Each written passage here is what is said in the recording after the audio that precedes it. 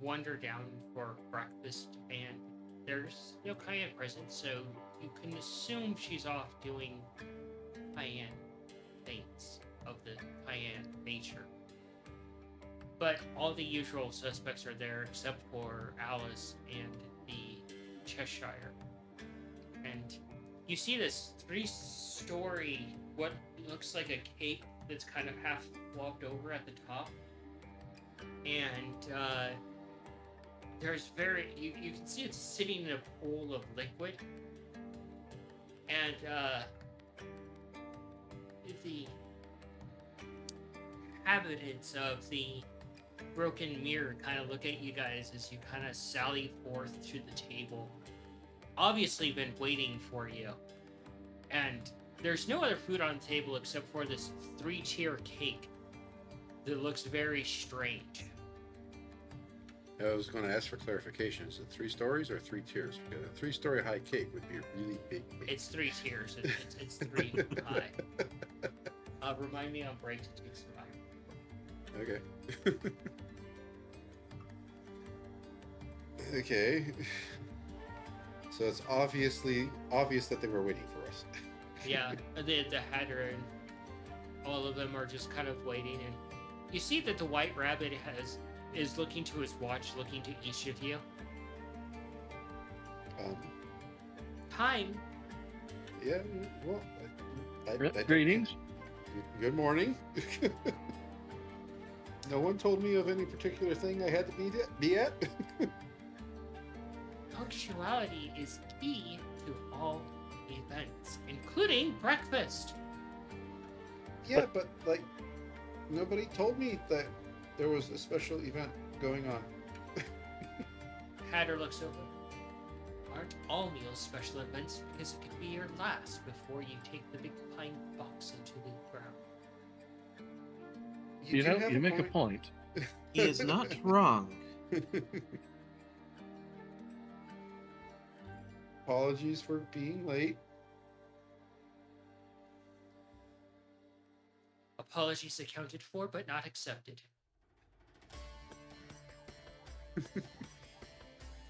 And the Hatter stands up and pulls out a rather looking sharp knife up. Each of you can do an insight on the knife before he cuts said cake. Insight? 23. Modified 20 for myself. Doo-doo-doo-doo-doo. Oh, damn it.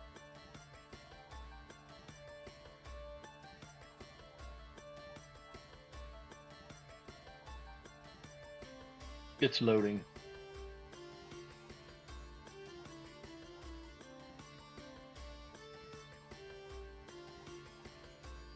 Modified 12. You guys, even you, Mongo, while you're rubbing your eyes like it's too early for arguments, you see that the knife he has, it's long, it's crude, there's many chips taken out of it, deep scrapes, and plenty of rust. Cutting the cake with a rusty knife. And you can choose to interject if you want.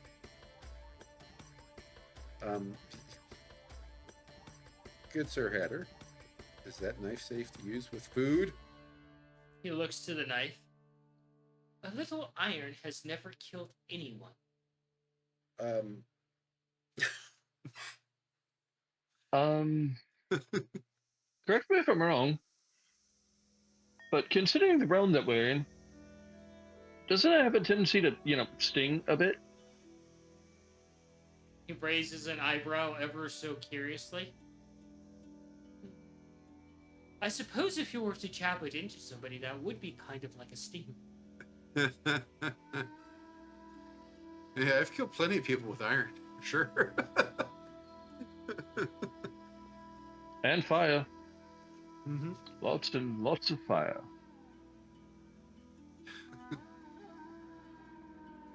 Huh. He moves over to proceed to cut said cake.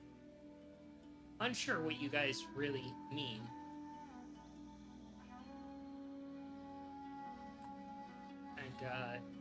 cuts through the cake and flops a piece in front of you, Mongo. And the smell hits you from the cake. You're like, oh, no. And then a piece in front of you, Angelo. And then a piece in front of you, Nikolai. A full-size piece of this cake in front of you. Jeez.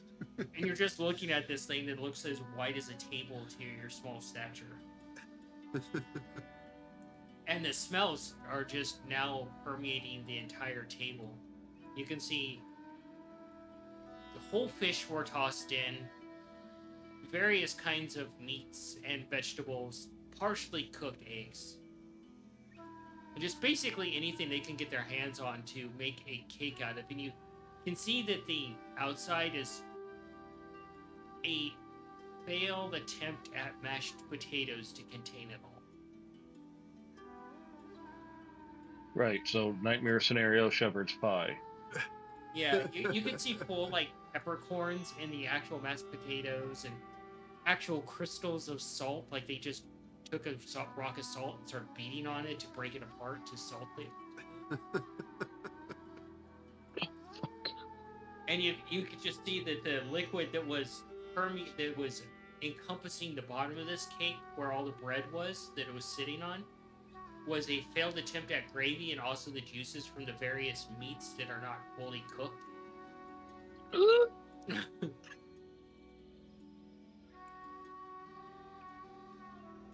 Alrighty.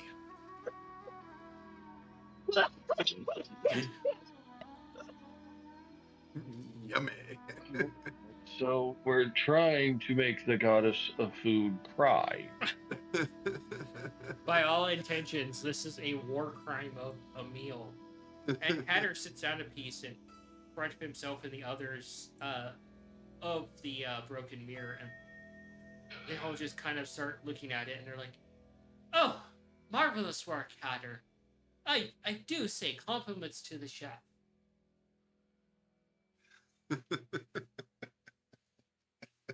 And they just Mongo is now quietly considering, do they know what the word chef actually fucking means? Or is this what going insane feels like? and they just kind of start picking at it and just kind of like just eating it because they're all a little mad. And the Hatter Don't looks over say. at each of you and moves his fork. Hurry now, don't let your meal get cold. I question your All use right. of the word little.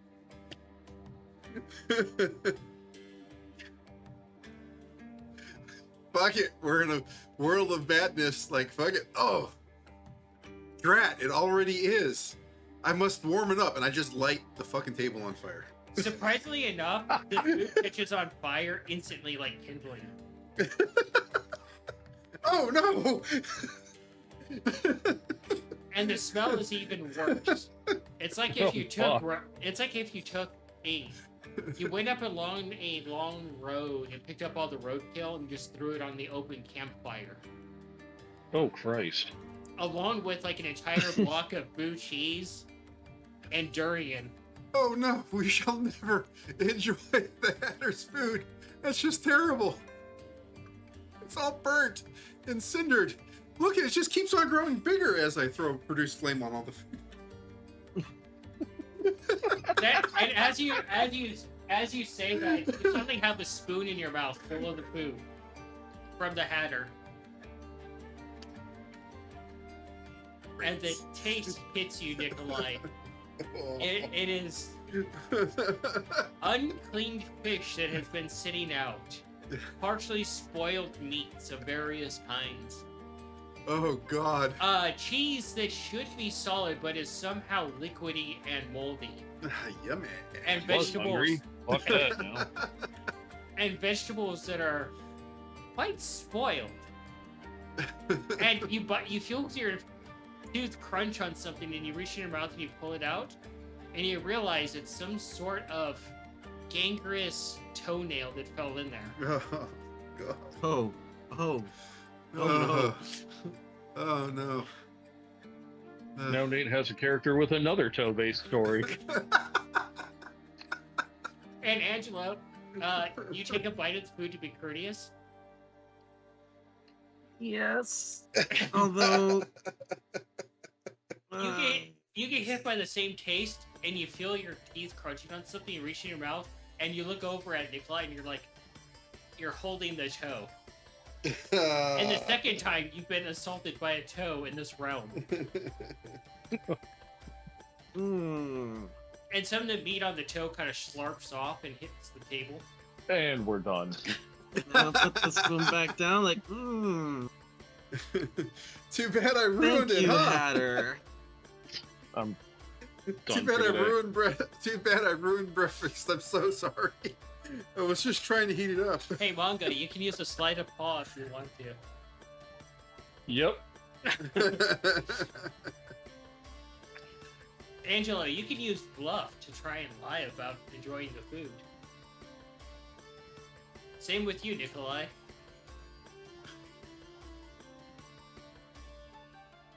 Deception, huh? Or performance. Modified 20, sleight of paw. Oh, you totally just like do the cat thing. You're like, nope. You managed to pull out a small box, scoop some of the food in there, and just put it in your bag of holding. Like, I'll deal with that later. I hope you forget about it. I Add will that to- throw that at someone I don't like. You can add that to your inventory. Small box of yuck. You know what I'm gonna do is I will go ahead and discreetly use prestidigitation to make this taste like something good. You try that as you put it in your mouth.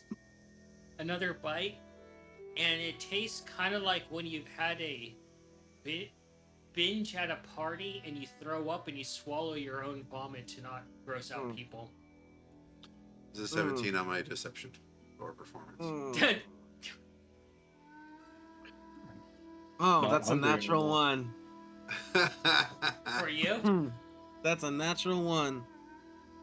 Hmm.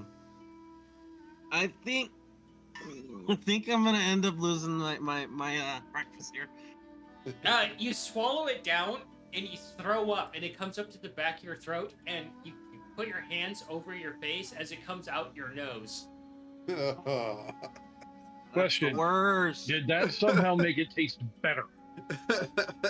No, it's even worse now. Now the smell is in your nostrils and the burning.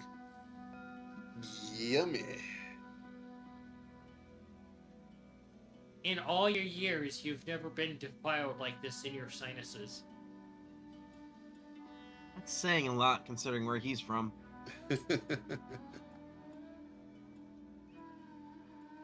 Oh, Angelo, no, you just didn't come back to life to want to wish you were dead again.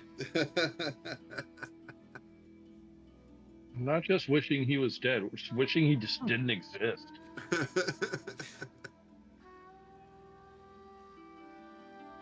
But the breakfast carries on as you guys sit there and partake in this burning mess of death. Carnage of a train wreck of breakfast. And eventually breakfast is cleared from the table as Hatter pulls the entire tablecloth off the table along with all the teacups and plates and everything else. Rolls it up into a ball and throws it onto a pile and immediately sets it on fire. And you're realizing, the three of you, that they reset the table every time with new teacups, new decorations, and everything else. As much as they have tea. Good, good.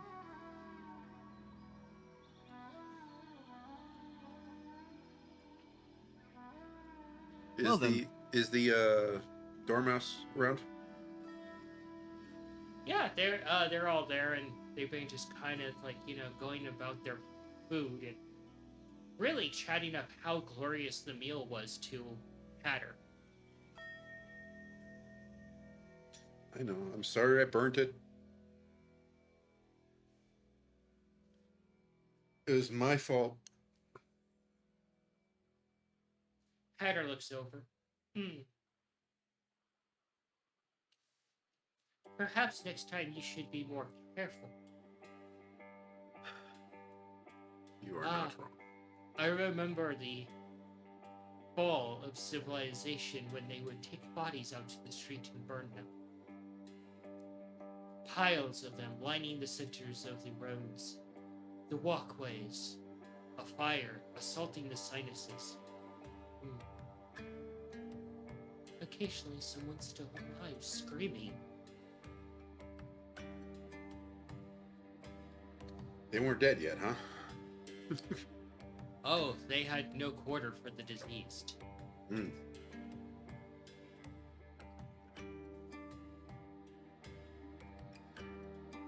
What about Nichols? Looks over at you, curiously tilting his head.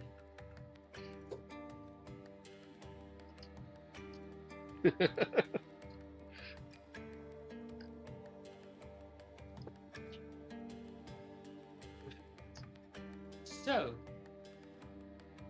with our leadership out of... He looks around and he counts you. Where is the herbalist?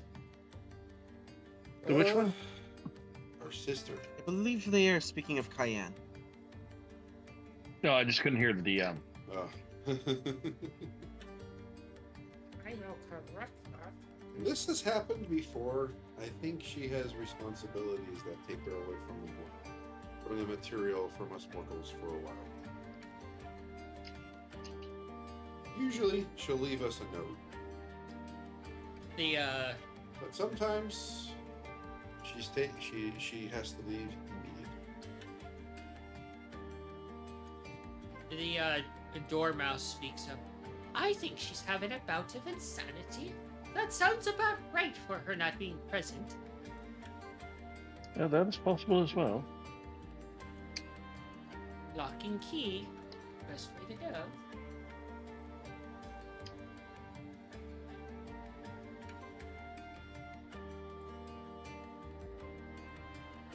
So, Miss Dormouse, I have a question for you.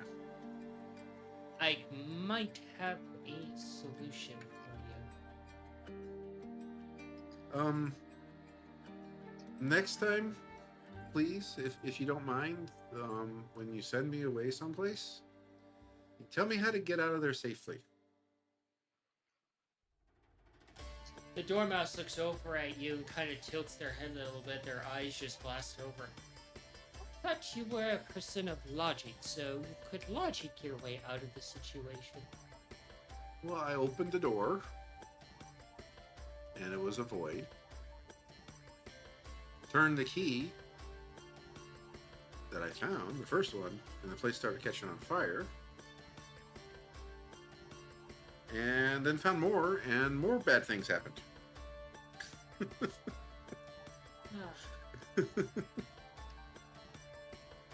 Perhaps you should avoid the void. Yeah, I didn't go in the void. Didn't know what was there.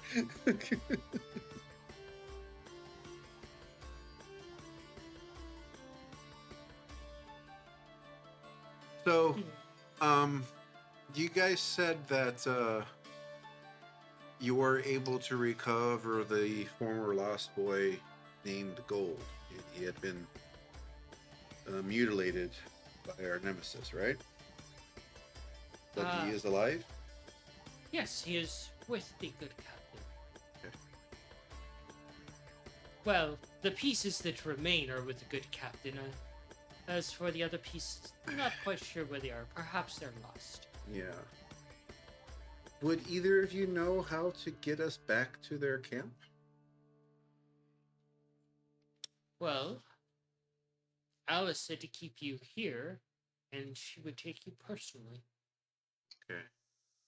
Well, I was just wondering because, in the very least, I know Gold had a journal that he may want to have returned to him. So, in the opportunity that we have to go back, I would like to be able to recover that for him.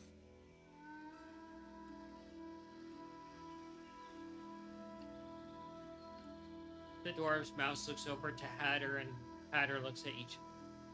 Well, you can escort them out of the forest, and then they can just find their way there and find their way back.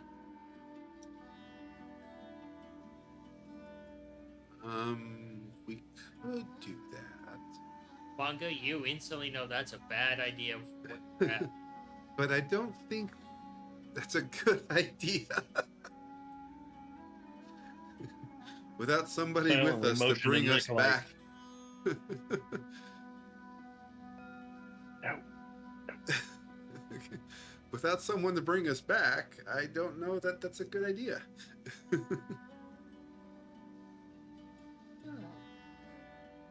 The dormouse just kind of looks over. I've never been outside of this forest. So, I think you would do fine on your own. We'll wait for Alice to come back.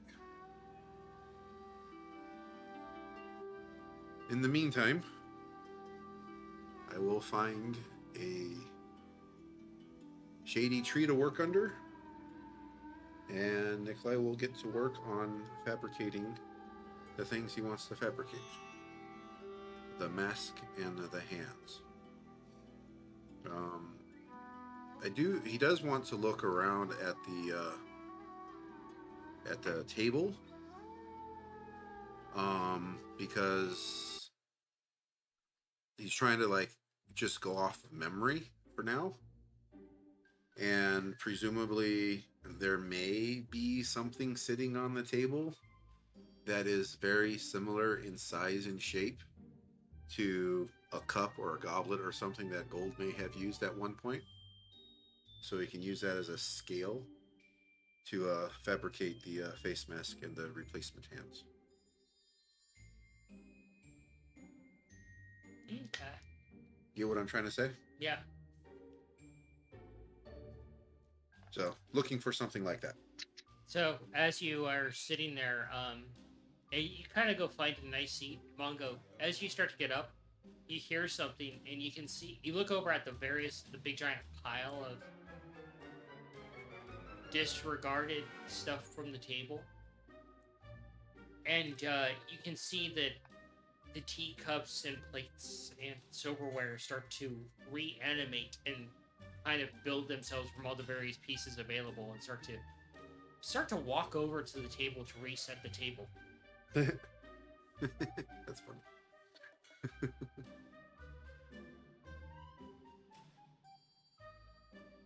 Interesting. Gonna watch that for a bit.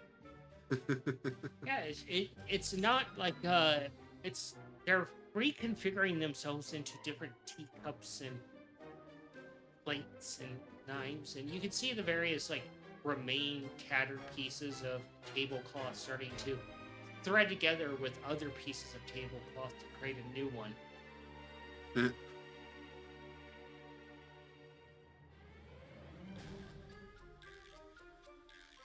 That's pretty cool.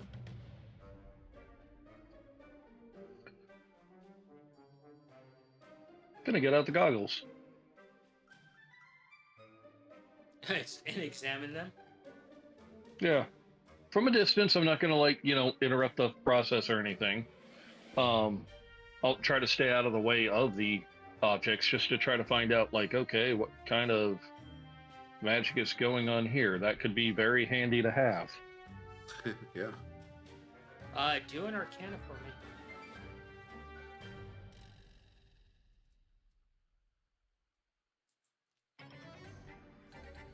And button. 18. So you're just kind of flipping through the goggles, examining what is going on. And you look over, and it's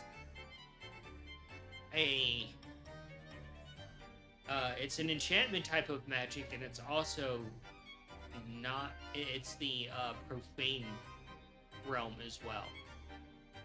Hmm.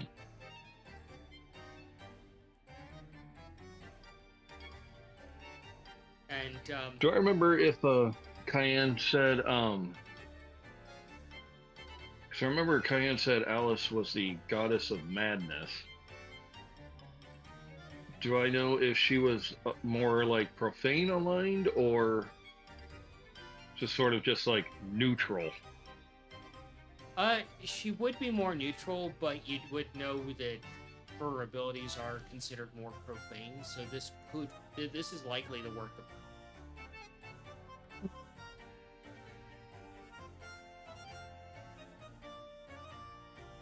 Or if not Profane. her directly, one of her crew. Yeah, So the concept of profane and divine magic is a little bit gray. it can be. Manga, as you're looking at them, you look around a little bit, and you can see that everything here is influenced by the same kind of magic as well.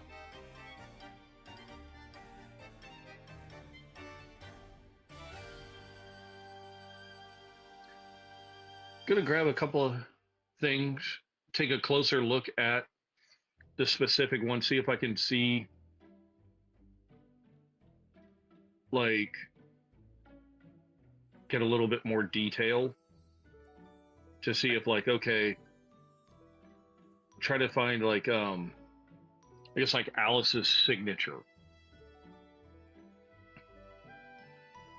Because I know if it didn't come from her, it came from one of hers, but they're basically wielding her magic for her. What do you grab specifically?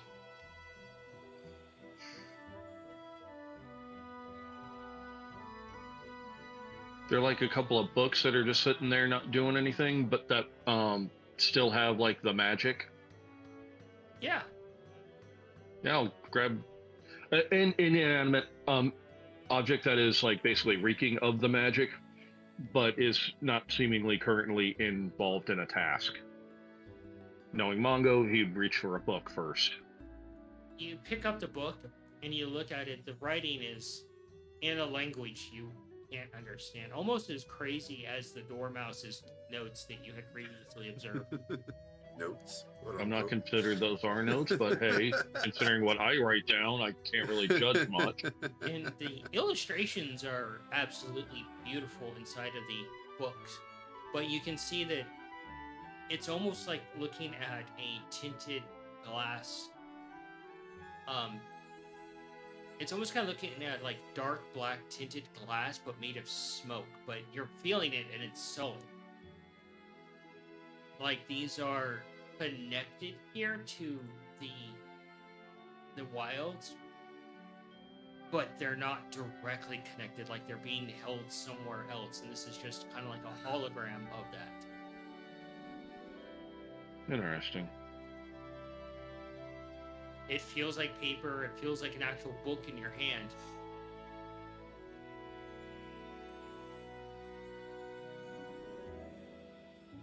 Could be a recreation made with said magic.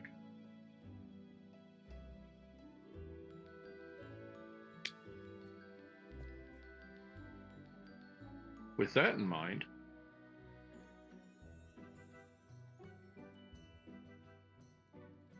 fuck, do I have any objects that we've gotten from the hole in the wall? That's for you to figure out. Fuck, I've got too much inventory. And now you have a box of. Nope, I know one. I know Oh. one. Mongo a long time ago, and he's rare. I don't think he's ever fucking used it. In fact, he got a wand to create a feast, and depending on what's rolled, it's either like sweet and savory or all made of candy. That I remember we got from there. That's pretty cool. Going to look at that to see if it gets off like the similar recreated with magic. You look at the wand. Yeah, you can see the arcane magic coming off the wand, but it's like if you're looking at an object without the glasses, and you can just see wisps of the magic actually just coming off of it. Okay, so then the genie's thing is operating differently than. Okay.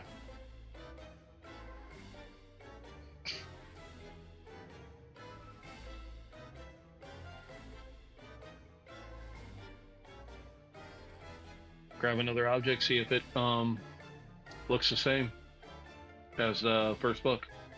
Yeah, as you pick up objects and you're looking around this area, everything has the same methodology as the first object you picked up compared to what you brought into this place.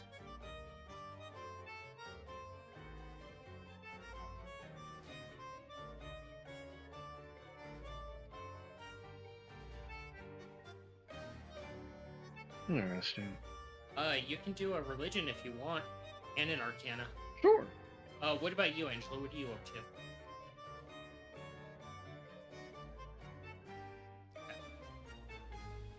Okay, you're drinking water. Cool. What's up? I asked, what are you doing? Sorry, just drinking water. Well, dang. I am going to. Let's see. Well, where is everyone currently? Are we still at the table? No, everybody's just kind of wandered off in their own direction. Nikolai's under a tree. And Mongo's wandering around into one of the mushrooms. Mongo rolled a 1 on religion, but a 15 on his arcana.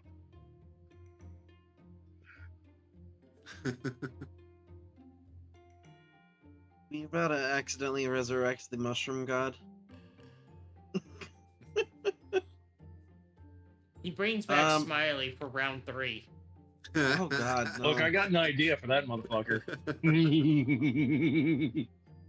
I'll try and. I just need the spell rope trick.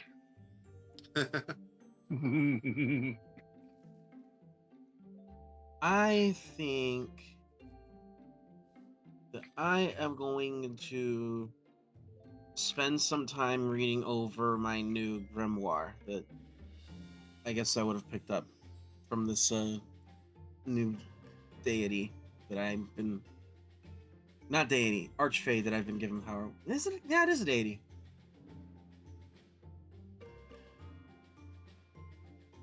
All right.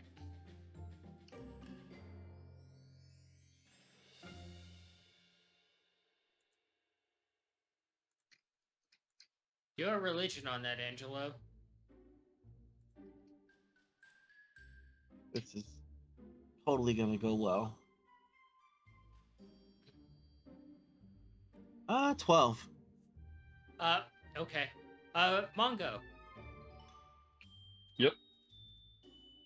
So you're kind of like trying to put the puzzle pieces together, trying to figure this out, and you're like, huh, you reach into your pouch and you go to grab another object, and you kind of get a little hasty with it, and you hear a loud crack. And you look at your paw as you raise the goggles up, and you realize it was Cayenne's holy symbol that you just broke in half. Fuck. Didn't know I had one of hers.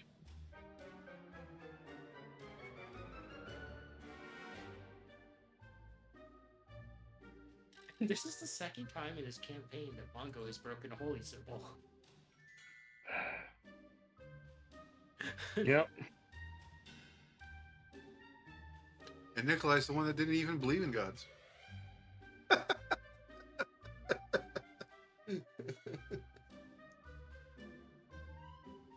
Still kind of don't, do you, though? You just know they're there. I just know they're there. Are they gods or are they just really powerful people? That's kind of the way that it seems. Like, they're just really powerful beings. They just choose to describe themselves As gods, or are described as gods. Yeah. By us mere mortals. Angelo, as you start to look at your new grimoire, instead of being like almost like the Book of the Dead, you open it up and you look at the first page and you turn the page and you feel yourself blush for the first time in a long time. And you see Chapter 1, The Art of Making Love. Well, okay, it's one of those types of books. The fuck book did he wind up with? The Karma Sutra? Yeah, I was gonna say. The divine Considering version. considering that Ohiros is basically the god of love, it makes sense. Love and debauchery. Let's go. So you're just looking at this like, oh, no. So is Fangless over here gonna take a run for Nikolai's title of slut of the group? Hey, every group's got to have a horny bard. Except none of us are bards.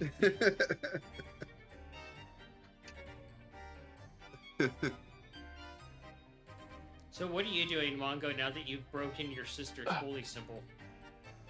Fuck. No, that's Fangless's job. Sorry. Yeah, you're just looking at it in your paw in like 3 pieces.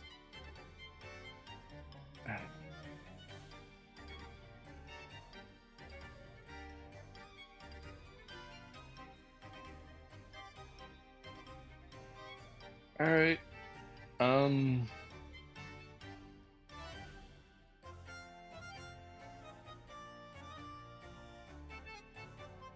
Get some parchment. Roll that out. Draw on Cayenne's symbol. Arrange the pieces to basically put them back together. Cast Mending while, I guess, praying to my sister. That religion at disadvantage. Sorry, it's an accident.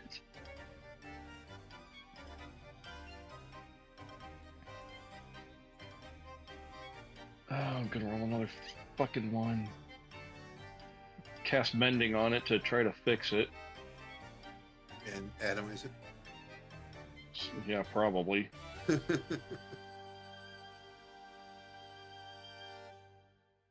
It's not terrible. It's actually quite good. Yeah, it's a 16 on the low end. You go to cast mending, and you realize it's going to be a little bit more involved than just mending as you get zapped from the broken holy symbol by divine energy. It's kind of like when someone's static electric shocks you, but it's right to your fingertips.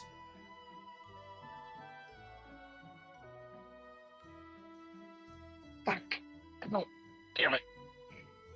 Fine, I'll do it the hard way. Fuck is Nikolai? You'll do it the hard way. Where's Nikolai? I see. Speaking I of didn't say I was Nikolai, gonna have Nikolai do it for me. Bongo mixes drinks. He doesn't make shit. He talks shit. That's for sure. so speaking of Nikolai, you're over there doing the work on starting to come up with the plans for what you're building. Yeah. Basically just trying to come up with a mask that I could use to facilitate or to approximate my memory of Gold's face. And I wanted to look as natural as possible. And I had a thought here, since what is the character's name? Nikolai? Kretovania, I think is her name. Carl's sister. Kretovana. Carl's sister, like, did the whole God touch thing on the homunculus that Nikolai and Cayenne created.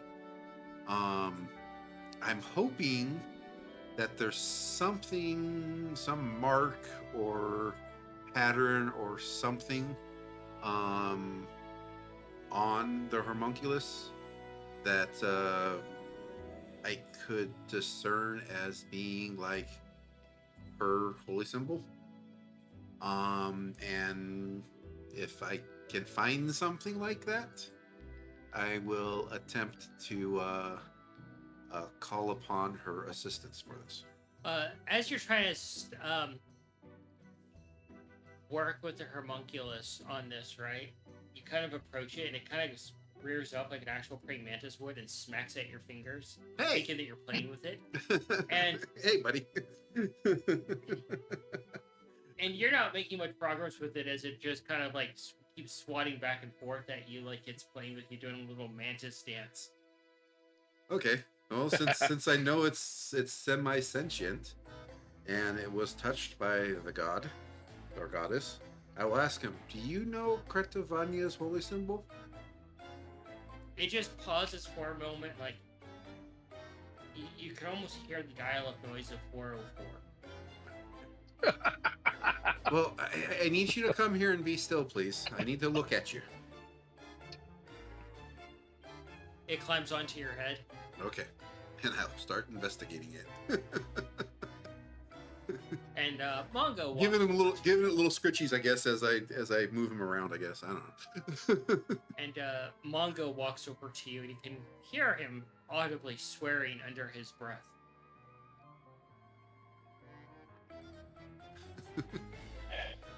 What'd you do? It was a fucking accident. All right, who's on fire, or what's No one. disintegrated? What's burning? What's been Nothing's turned burning into, yet. What's been turned into mud? I don't know. What's going on? I show him the pieces. Oh, I was looking at some things. The tea set that they have in there is quite remarkable, yeah. and kind of led me down to looking at a few other things, and I was comparing them to stuff from where we come from, and while I was in my haste trying to grab things, I kind of sort of accidentally broke it. Is there enough there and large enough chunks that I would recognize what it would be? Yeah, instantly you recognize what it is. Ah. So upset that Kayan isn't. Kayan left us again? No, No. apparently casting mending on it may or may not have upset her. Or that's her way of saying, no, fix it the hard way. Yeah, you, Angela, from where you're at, you can hear them talking about deities and holy symbols and other things. I hand the pieces back. Let me know if you need help. Yep, that's kind of why I came to you, brother, is because I do need help. Ah. Not good at the whole DIY thing. Look, I can mix a drink fairly well, but Okay, so you got the hint that you need no, to I'm fix not it the asking you hard to do way. it for me. Okay. Well, what do you need me to help you with? I don't know, do you have fucking glue? What is it made out of? It's made out of a very rare type of ironwood. Ah, which is the wood that I made the mantis out of. Okay. Do I have any more of that wood? Do an investigation into your pack. That would be a 22. You search around a little bit in your pack, and you do find some of the ironwood, and you try to compare it with what the holy symbol is made of, and they're different. Is there enough there to act as a component to repair these? Not Yeah. to just completely, replace it, but in a way to repair it. Yeah, there is. Okay. We like tie it back together with like vines or some shit? No. It's just a nature goddess, right? Yeah. So this is what I was thinking, and you can tell me whether or not there's enough space there. Like, I could maybe, or we could work on maybe carving out an inlay of in this piece of ironwood that I have that we can then insert the broken pieces into.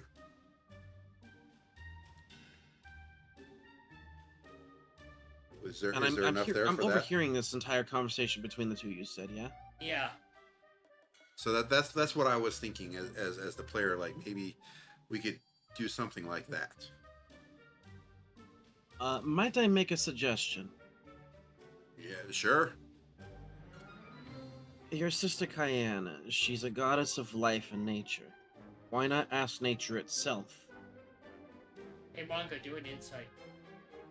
Based off of where we are, asking nature, they may actually say something back, and that might be very scary. So Mongo's not What doing is a it? nature. He's just You role-playing this you one. hear the doorbell walk by, and she's like, "Oh, the leaves talk to me." See what I mean? 10. Hey, Dormouse. I got a question for Hey. you. So you have this Nicholas. ability to change this world around us, right? Mongo, do an insight for me. Another one? Oh, you already did it? I didn't see. Sorry. 10. 10? As you're talking to Nikolai, you get a brief glimpse into Angelo's book as he kind of leans down to talk to you guys.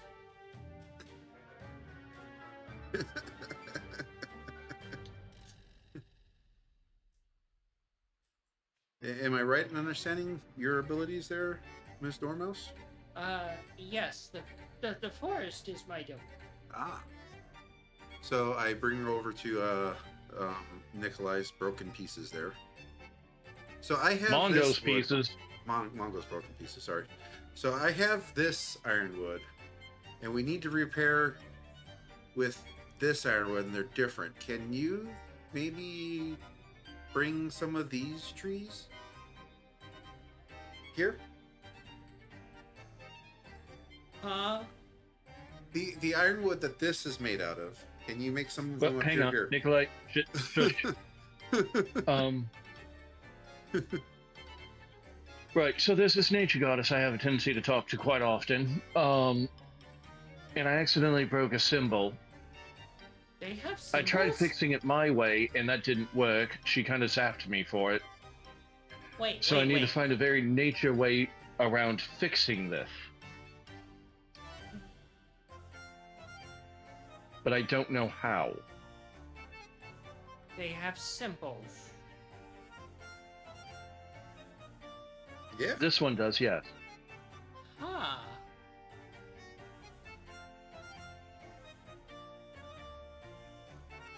She pulls out a mushroom and he takes a bite out of it.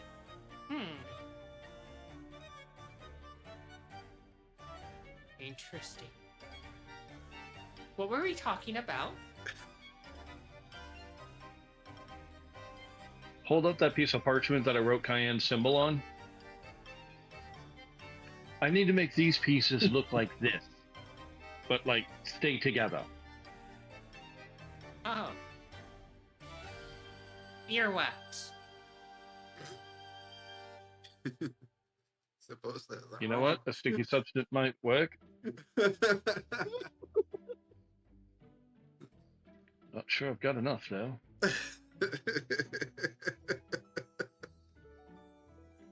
But you know what? There are certain liquids that, if you pour them on something and then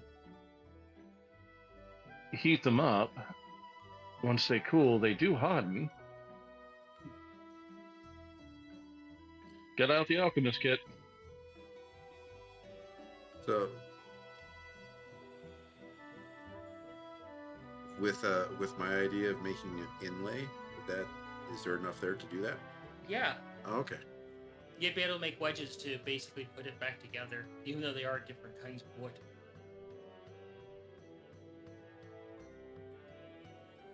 That's what I got for you, brother. And now Mongo's gonna start making glue. I was thinking more of a, well, probably cocktail theme epoxy. Yeah, like Ah, a resin or an epoxy or something. Yeah. Tree sap. the dormouse pulls out something, and it's a small jar, and she takes a lid off, and How about this? And she holds it up to you, and you can smell it, and it smells like rotting meat. Yo. It's from a rot tree. I tried smoking it once. I'm sorry, a what tree? A rot tree. Rot. It has these tendrils that kind of come down and grab passerbys and pulls them into the canopy and slowly digest them along the branches. Fun tree. This is the ooze from. You know, brother, the more time we spend here, the more time I'm thinking it's probably a good thing that Scava did not come here, considering his... Yeah, that could have been bad. What usually happens with him in trees. Yeah, All I hear is the Evil Dead theme song. it could have been Yep. really bad. That tree just kind of reminds me of both that one scene from Evil Dead and Little Shop of Horrors.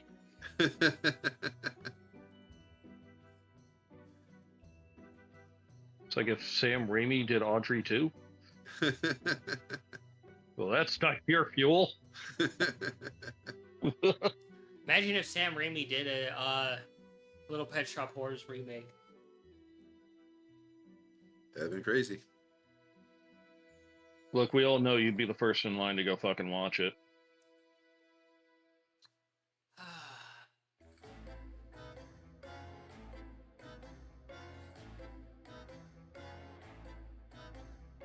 Are you going back to reading, Angelo? Listening to this insanity?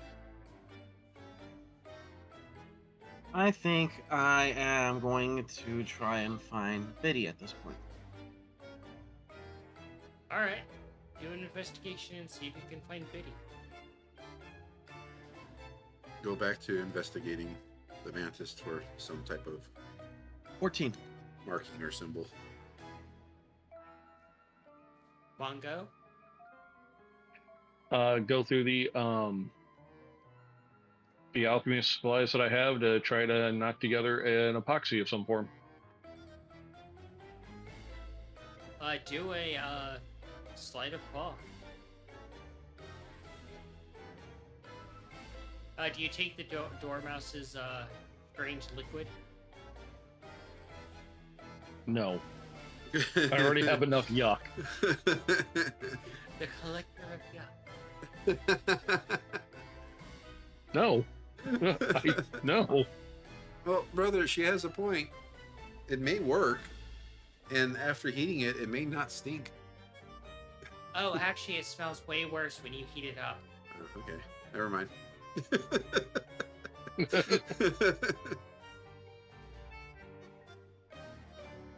I remember one time Well, we I got appreciate the effort. well, this one time we got a bunch of like leftover meat pieces, and we warmed this up, and like after we pulled it, the meat pieces were suspended in it, and it jiggled.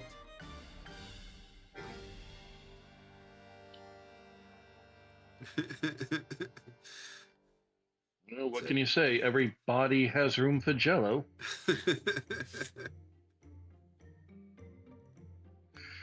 I kind of grossed myself out with that.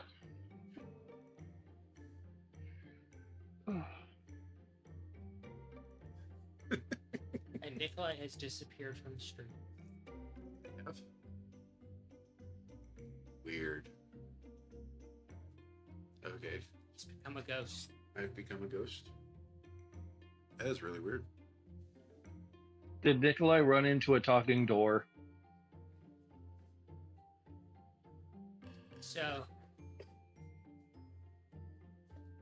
So Mongo, now that you're dealing with the weird world of alchemy again, you got an 18. Look. You start putting things together, and you start getting some interesting ideas for food. Or, well, a substance that would be sticky. You remember those grenades that you were going to make, those slime ball ones? Mm-hmm. And you start mixing that with a few other things, and I love how one's back to haunt you later in the game again. And you put your finger in it, and you pull it out, and it kind of stretches a little bit. And now your fingers are stuck together like a finger trap with this sticky substance. Damn it. And as you tug on your fingers trying to get them apart, you can start to feel the fur tear out of your fingies. Oh. Ow. Damn it.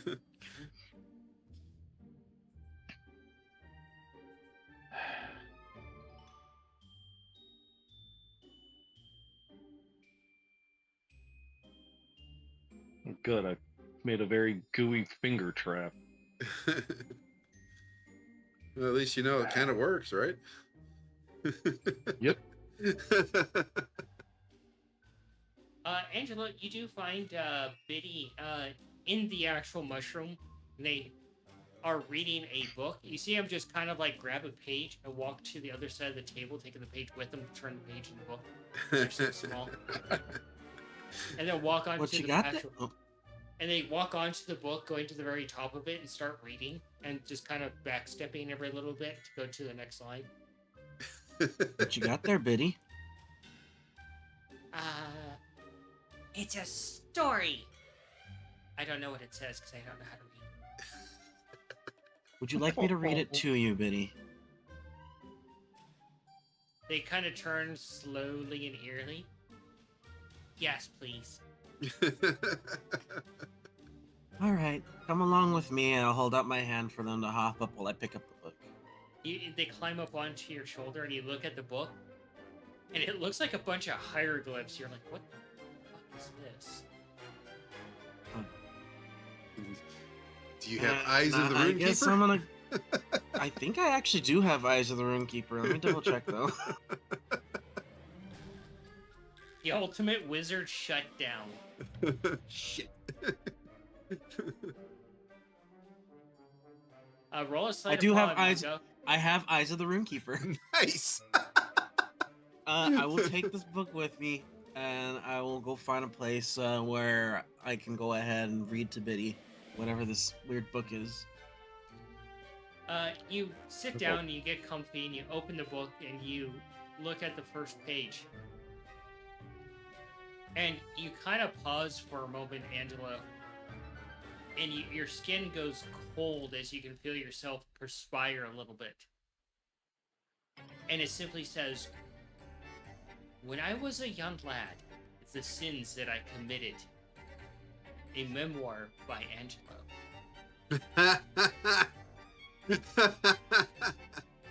I don't know if we should read this one, Biddy. As the madness of Alice sinks in your stomach, realizing that that this is a very dangerous thing to get sucked into. And Biddy looks at you. Why? It looks interesting.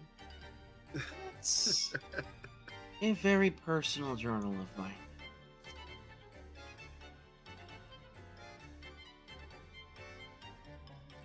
A little too personal there, huh, Angela? Very. And it just brings up the question: is like, how did Alice know?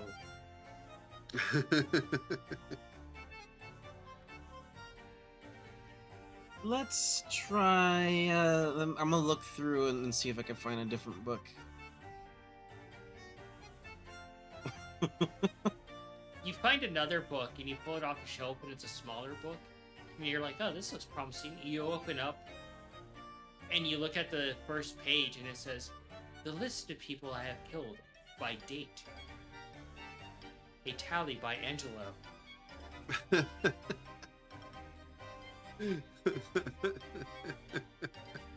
Okay.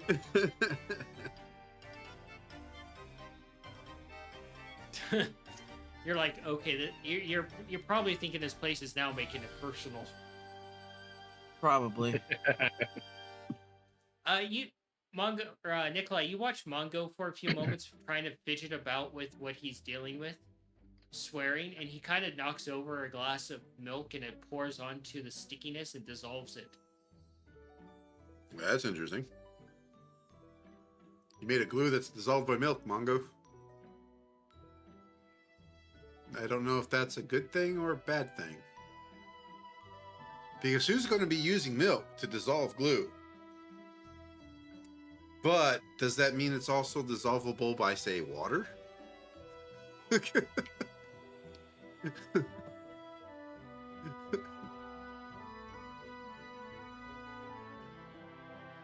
you go for another book, Angelo? Yeah. You take another book off the shelf and you open it up and you look at it. The lives that Angelo has ruined through his actions. I'm gonna open up the Grimoire of Love. And as Angelo walks out and walks past you guys to find a tree, looking, his brow probably furrowing a little bit, you hear Biddy on his shoulder. Does that really go in there?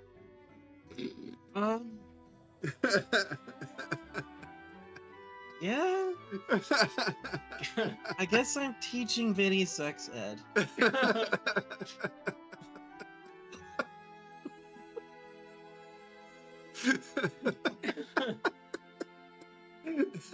Vinny is gonna get And with the that top. one sentence, Mongo's headache grew 3 times that day. Vinny's about to learn about the birds and the bees today, I guess. Mongo, you do have a children's book that you could loan Angelo to not ruin Biddy's innocence. I'm so okay. Putting a pause on this conversation, Nikolai, because that's just one headache. I'm going to Angelo- test it. What the actual fuck did you just say? Come here for a second. And I'm gonna open up that journal that Biddy found, or yeah, and show it to Mongo. Mongo, what do you see when you look in this book? Fucking words. Oh, that's right. It's in a language you don't know. I don't know. I didn't actually try to fucking read it. I'm still trying to figure out what the fuck you actually said. Look, I don't know how. I don't know why. But Alice seems to have a very intimate account of the things that I've done before I became this. Yeah, gods usually do. Why the fuck are you... Biddy? I'm Yeah. sorry.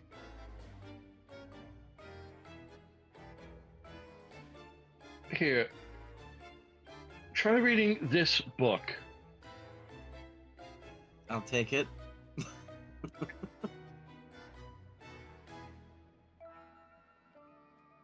What is it? You look at it and it's a children's book. And it's kind of like it's kind of along the lines of like the 5 rainbow kobolds in Whimsyland. How to be a better lizard. I will go ahead and take this book and read it to Biddy then. I was hoping. I'm just gonna look back to Mongo. Thank you. I was hoping you were going to say he was going to see something like he sees a Disneyfied story of Angelo's life. That would have been hilarious.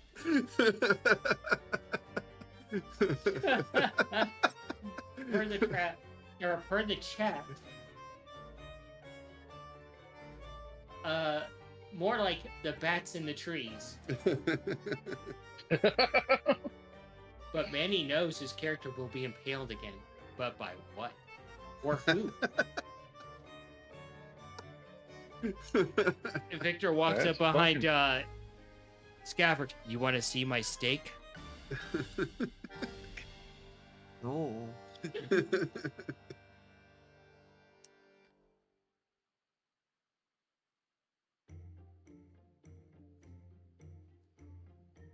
Poor Mongo, having to resolve the issues.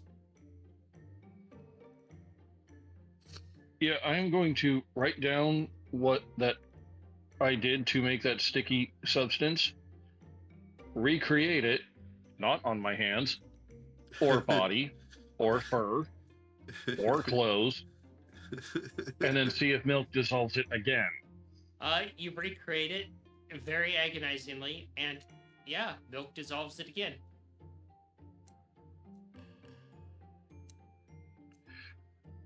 What type of milk? Just Standard, like moo juice? yep.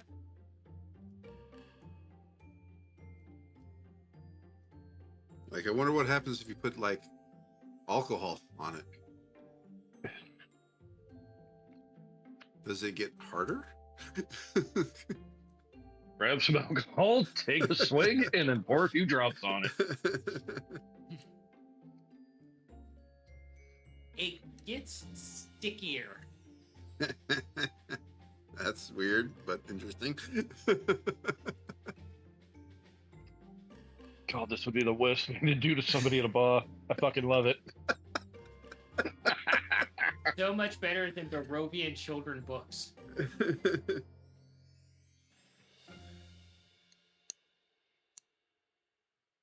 Oh, wow. Chat firing shots. At least you have Nikolai as a test rat if you need to see how it will react to living beings. Hey.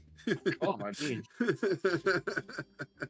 You might object to that Might. with fire.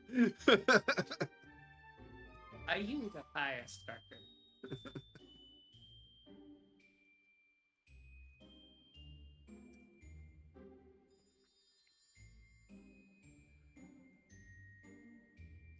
All I'm right. gonna have to retest this once we get back to normal. Because, like, honestly, who the fuck is gonna try to get rid of a sticky substance with fucking milk? Yeah, I know. So I say, But alcohol is usually a solvent, yeah, exactly. which And it just seems makes to it make worse. shit worse. Jesus, this place gives me such a fucking headache. This place is weird, man.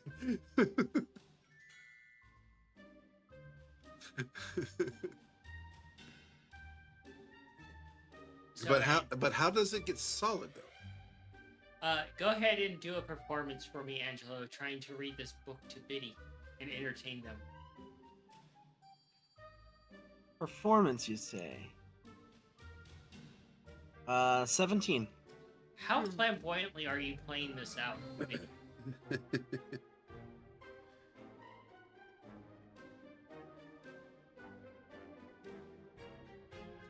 Yes.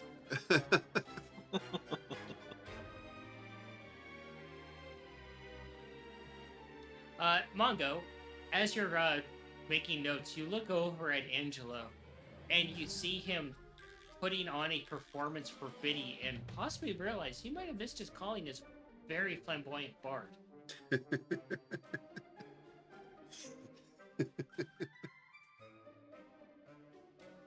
How flamboyant? David Bowie. Fuck you, you're not that good. Agreed. I never claimed to be. But imagine the possibilities of this glue. Nikolai won't have to weld things to his reach-a-majig anymore. Yeah, just glue it. Who's gonna use milk to dissolve the glue? The one time he cow. falls into a bucket of... Just everything falls apart. Or the cow from, what is it? Kung Pao? Oh, I haven't watched that movie in forever. I love it. You, like, knocked out a whole piece of him. Like, wow. Movie's so fucking fat, it's goddamn great. I still think, the other one is better with the, landlady. Oh, Kung Fu Hustle? Yeah. Oh yeah, Yeah. that movie's just a fucking gem.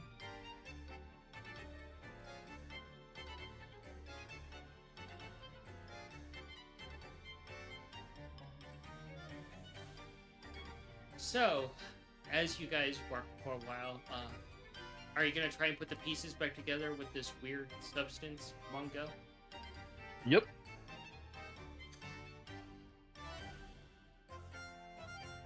Do a sleight of paw.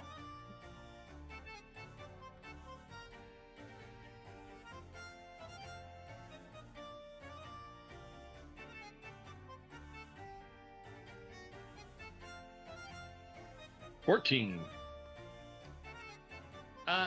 Play out this however you want, but you're putting the pieces back together. It's working, but every time you like pick up pieces and stitch them together, you suddenly just feel a thorn cut one of your fingers. Ow. Dozens of times.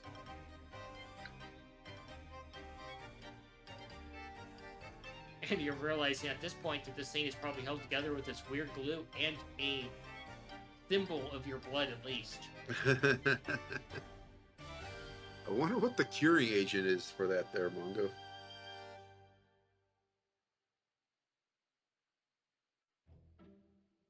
Fuck.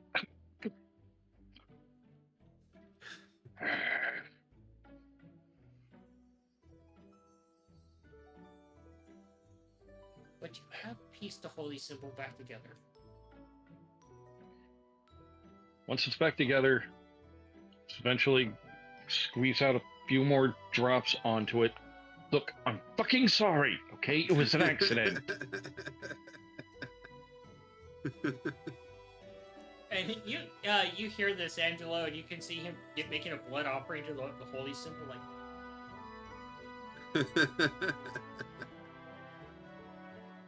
They gonna make some serious issues.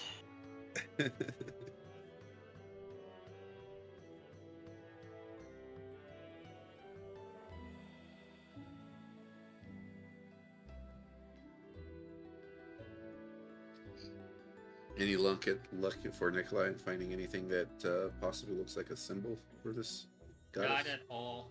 Not at all. Well, not even a roll. Wow. That got real spicy with you there, Mongo. Say it to her face. Uh-oh.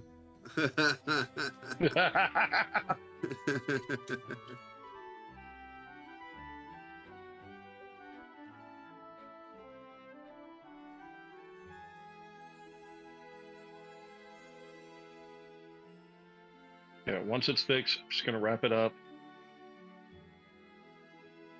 Just go over to Nikolai. So, what are you trying to do?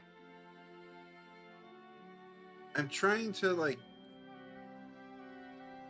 right now, I'm looking for something that could possibly be the symbol of this goddess that imbued the mantis with life.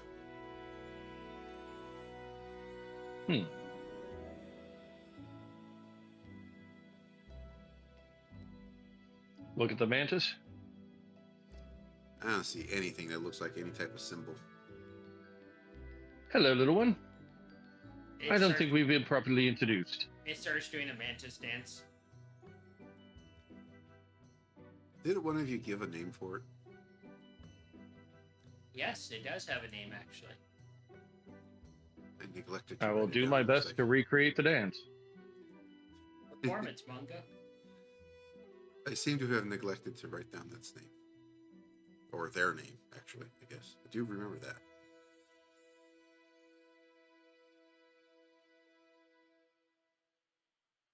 Highest roll of the fucking night. Okay.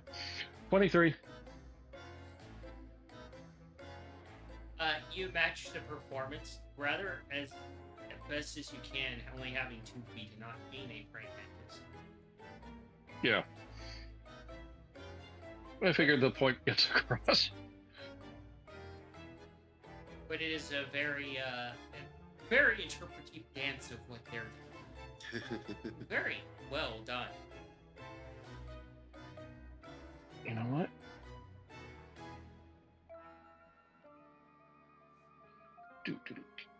I pretty much always have that spell at the ready. You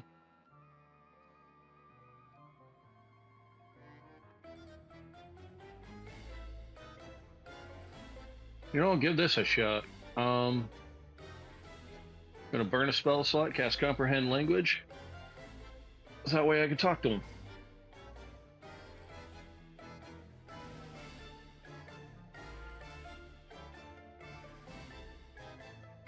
Hello.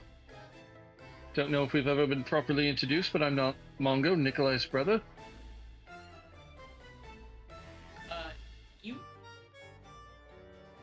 This entire trip seems to be a journey of learning.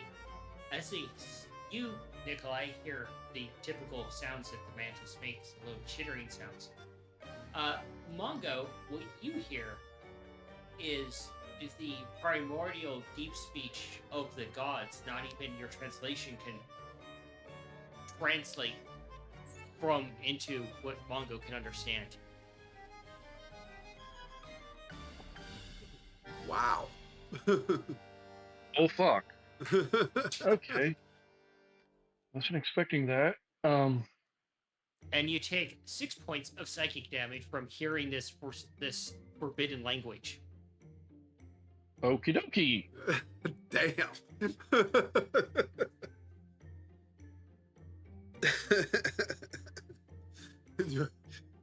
Does Nikolai see Mongo go pale?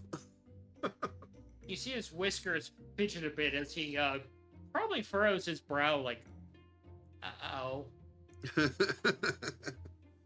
You right there, bro? Oh fuck. Okay.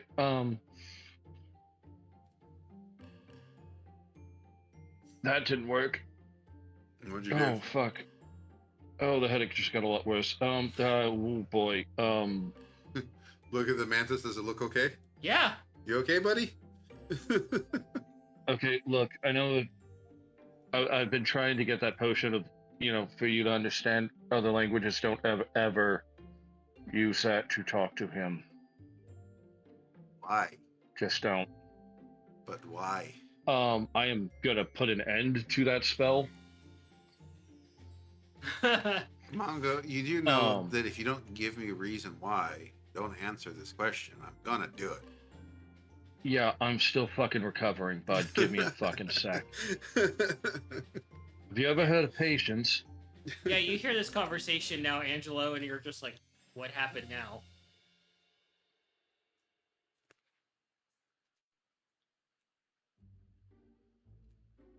Okay, little buddy. Very basic form of communication. Hold out the goggles. Would you mind if I took a look at you through these things? To look at assorted magics. It does like a little With your permission, of course. bob up and down. Like, yes? I think he's No. saying yes. it bobs up and down, kind of like a little wave. Okay. Oh, fuck, that was really disorienting. And instead of fully putting them on, I'm just gonna kind of like hold them up, being very, very fucking careful. Yeah, you see some sort of divine enchantment attached to this thing.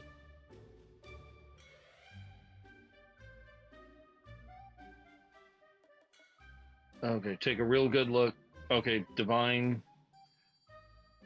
See if there's like an energy pattern to it. It's kind of like what you see related to the tinkering gods, divine. Angelo, do a religion for me. Religion, you say? I mean, it's one of your things. 23. You look over a little bit, and you can play out this however you want. You realize that there doesn't seem... The question that they're asking is that about a holy symbol for this god, and you realize the dance that every time they ask that, the mantis does a specific dance, and you're realizing that's the holy symbol for this god. Oh, dancing? Oh, the communication of bees. Gotcha. And you're Oh, you gotta make Nikolai dance. What the hell? They're a fey god. You keep trying to get away from that butt wiggle, my friend, and it just ain't gonna happen. I'm sorry, Biddy. Give me 1 second, and I'll continue the story. Okay? I have to help these two, and I'll get up. I'll walk over. You realize that it's giving you the answer directly, right? It's dancing. A symbol is a thing. A dance is an action. But it can still be interpreted as a symbol. Just like music. A tone. A Huh. melody. Symbolism takes many forms. Okay. Is it still dancing? No, it's just kind of like sitting there idle at the moment. Okay. So, hey, okay, so Nathan here forgot the character's name. Sway. Nikolai Sway, that's right. Sway? Can you show us the name of Kretovana again, please? They do that dance again. And I will study it. I will see if I can translate that into a 2D pattern. There is no translation. You have to do the dance.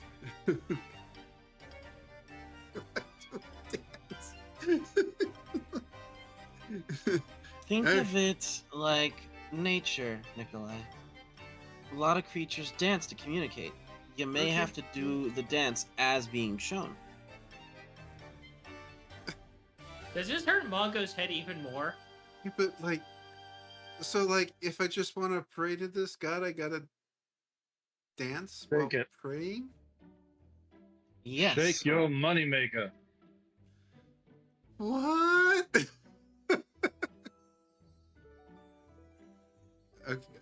Okay. All right. So first question: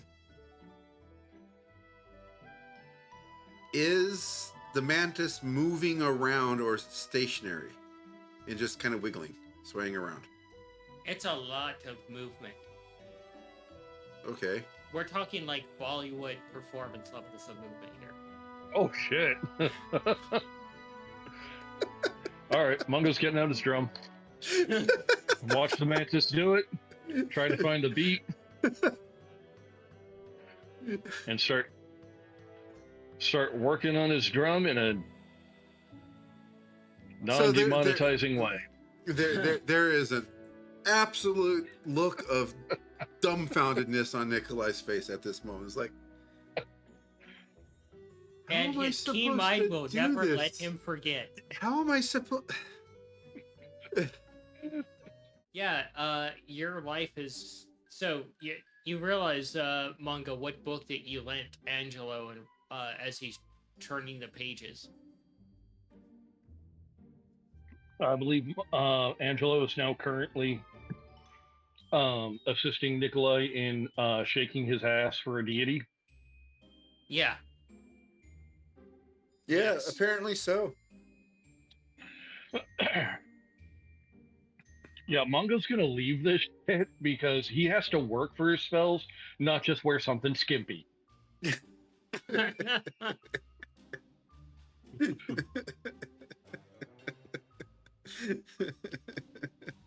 least I'm not a sorcerer. This shit just happens. A sorcerer of dance, where every spell spell that you go to cast, you just are Beetlejuice forced to dance. Make it even better. A very flamboyant flamenco dancer type of dance. Wait, so now I'm coming up with this, like, in Wizard, like, one of the wizard, from one of the other continents, they all use dances instead of semantics with their hands. No, that is their semantics, yeah. Is dance, so they do, like, the, Samoan haka dance for a attack spells and like flamboyant dances for like illusions and stuff like that. And enchantment spells. Like that could be really cool, actually. Taking the different world dances, incorporating them into spellcasting. It sounds really cool, but I think that'd be far more fitting for a bard. Well, I mean, not really, actually. I mean, semantics. Everybody. Okay, so when a spell, and this, as far as I understand, this is actual written like instruction, like guide, like book guide. Semantics isn't always the same thing for every wizard, even though both wizards were taught by the same school in the same school of magic. One semantics is not necessarily in any way, shape, or form the same as another's. And it's been established in the campaign world that different continents do casting differently. Yeah. Per the chat, gonna have to have Coin get in contact with Cube and Pete, the gelatinous cube, to teach Nikolai how to shake. I hear Manny, but now all I'm imagining is Jim Carrey's The Mask Cube and Pete scene. I fucking love that. The Mask is finally getting a 4K release. Wow. Okay, so what I just heard is I'm buying another copy. Ace Ventura just got a 4K release too. Yeah, wasn't it both movies, right? Just the first one right Just now. the first one? I thought they were doing both at the same time. All right. So, Nikolai, Yes. do a performance for me, please. Oh, God. Mongo, also a performance because you're playing the drum. Oh, fuck, that's right. All right. It's gonna go read the biddy. I'm going back to read the biddy. Performance from you too. Shit. Oh God. Wow. Okay. Oh, 9. I'd say 16. 22.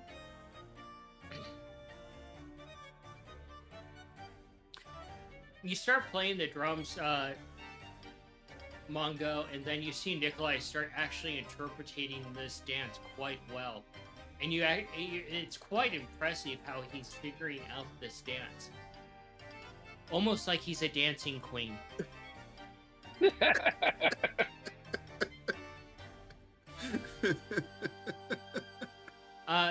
Angelo, as you're reading the book for it, you turn the page and you accidentally crease one of the corners.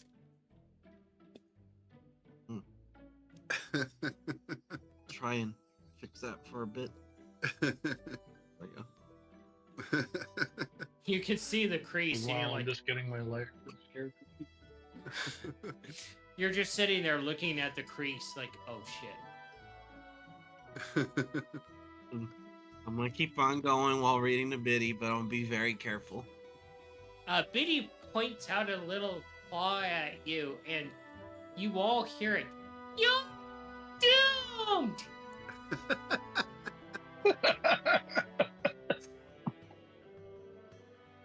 What? What do you mean, biddy? And you hear this, Mongo. Do I? Because obviously Mongo's read this one more than a few times. Did the little rainbow kobolds have to like face any doom? No, not at all.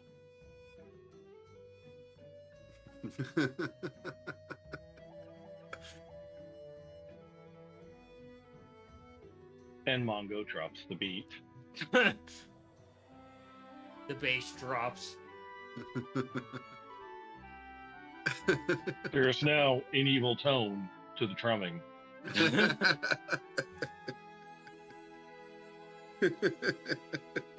Someone is about to get fucked, and there is no lube to be found.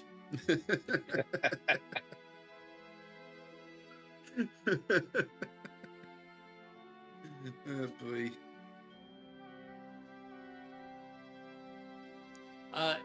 Nikolai, as you're doing this dance and you keep it going, it's complicated and difficult, but you're managing and you hear someone snapping their fingers. And you look over, and only you can see them. You see her. She's like, and a 1, and a 2, 1, and 2. Come on, you got this. 1, 2. Also 1, trying to make this 2. thing. This is so difficult. Hey, if you want to pray to a god, it's never easy work. Tell me the god's wearing leg warmers. No, she is not wearing leg warmers, but she is wearing an apron that is kind of like a leg warmer for the body.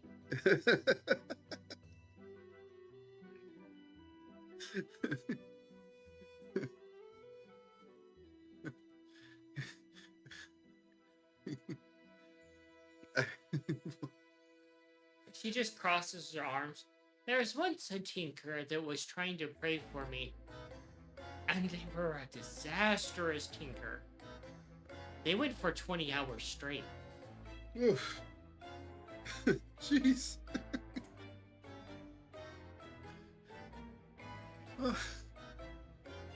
He did such a wonderful job with making Sway so natural looking. And I was hoping to that you'd be willing to help me with this mask I'm making for my friend who lost his face. Oh. I was hoping you could help me make this look as natural as it could possibly be. She walks over and pats you on the shoulder, and she's like, I don't mean to be the bearer of bad news, but I don't think there's any fixing ground beef. Yeah, but I have his face in my mind. I'm just trying to translate it into this mask I'm making for him. Well, And I want it to look natural, not like a carved fake mask. here's a crossroads for you to understand. You can't replicate nature, but you can create something inspired by nature that is just as beautiful. Something that he would be proud to wear instead of a reminder of what he lost.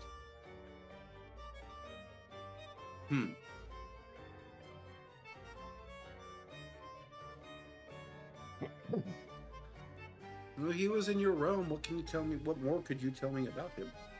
Fuck if I know, he didn't follow my leaning. Oh, okay. No, I mean, you're not just watching everybody here, huh? Only those that seek me.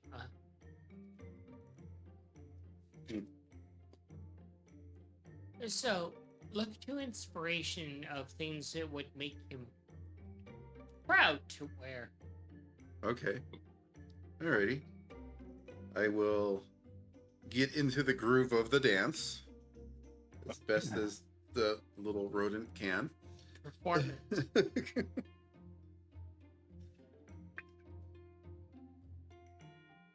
It's a 14. And I will try to remember everything he saw in Gold's room. Like any type of like trinkets of things that weren't necessarily like the pirate bounty that he acquired under the control of Pan, but more stuff that would just be more personal to Gold. Okay. And she pats you on the shoulder. She's like, well, I'm gonna go see another tinker. Oh, please tell my brother he's a second-rate tinker. And she disappears into a cloud of feathers. Or not feathers, like leaves. Okay. Petals. Petals. Mechanical petals. And you get Mongo, you just see Nikolai talking to himself, like, Mechanical. He usually petals. doesn't do.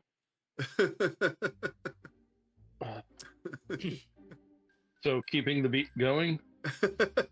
Did it work? Yeah. It's so weird. Thank you for the help, but keep it going. So I'm gonna try to pull that memory of what he had in his room. It was like personalized decoration to put it into the mask to represent him, but with a semblance of the face that he remembers. The things that you remember from the room as you dance, and you're starting to pant a little bit because of how exhausting it is. Gold seemed different than the other Lost Boys, where he didn't keep trophies of things he did. He did keep trophies, but a shrine of respect for those that he encountered and took the lives of. It wasn't a semblance of, I fucking killed this guy and these guys and these people. It was like, I fought them honorably, and now I respect them as reminders. Okay.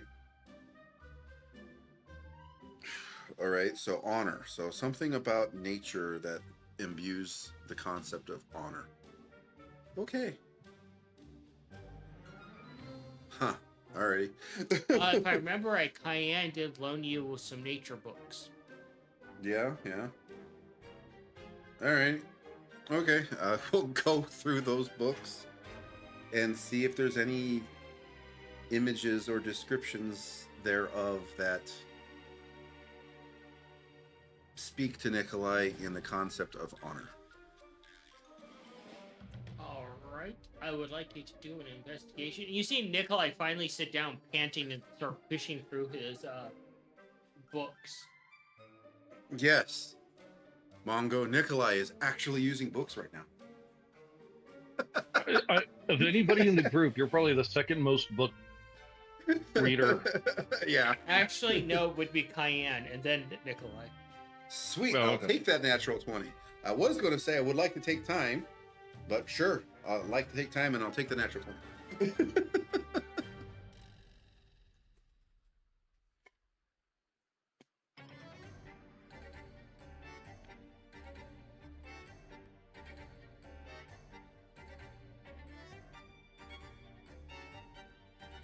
So you search around a little bit, and you find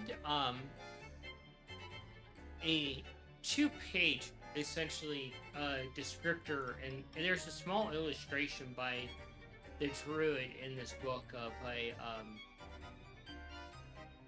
type of lesser, or they kind of consider it a pseudo dragon, but it's really a lizard.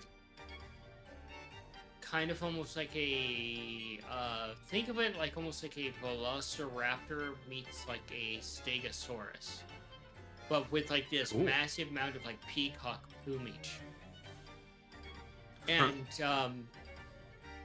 it fascinates you a little bit because according to the notes, and there's dates and such in here where they've observed the different things of these lizards, they will court their enemy much like a mating ritual, and if the other one accepts, they will duel, and depending on the dance that they perform, they will decide if it's to the death or to the first fall. Huh. And they will not outright cheat or anything. From the observations, they will fight with honor and mercilessly kill the other person if it is to the death. The other lizard, essentially. Mm-hmm. Interesting.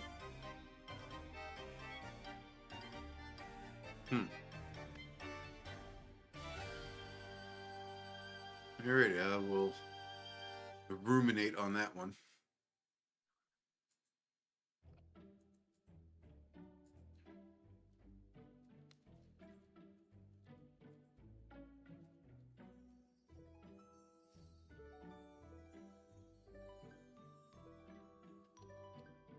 What's Mongo doing after being able to stop drumming? Oh, gives a little pause and rest for a sec, and then go over and look at why Biddy said, "Dude." Well, you have to inquire with Angela.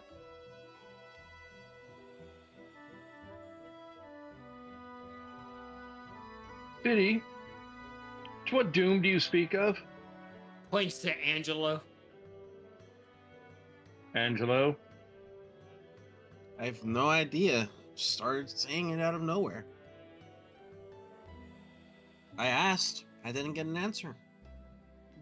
Do you ask to examine the book, Mongo?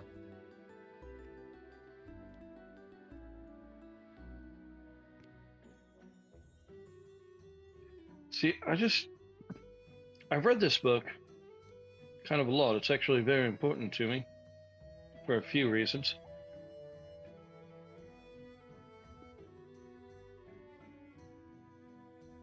What's Angela's full name?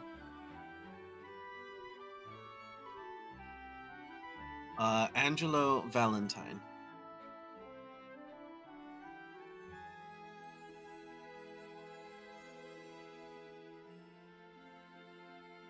Okay, so see, this book is important to me for more than a few reasons there, Mr. Valentine. If anything bad would have happened to it,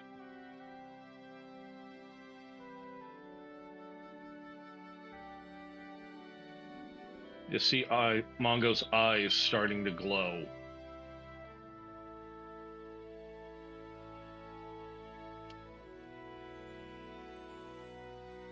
Not the first time you've seen glowing eyes, Angelo. Nah.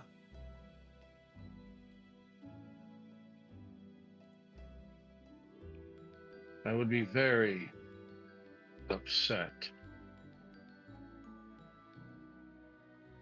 You can choose to examine the book for possible damage. Gonna let him finish reading it to Biddy. Okay.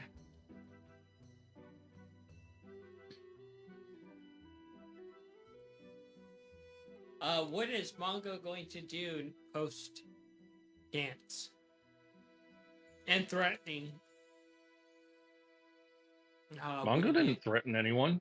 Maybe a campaign session without Mongo threatening someone's life.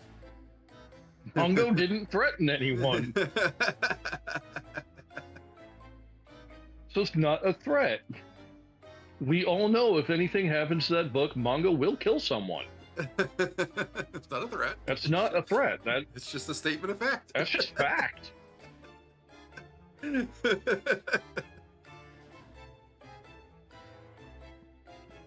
Biddy will be fine. Biddy is pretty damn innocent here. Yes. Mongo will find a relatively comfy spot where he can also keep an eye on his book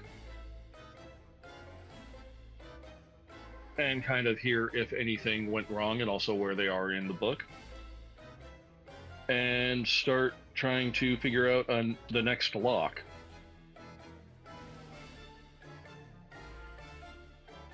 Do a Arcana.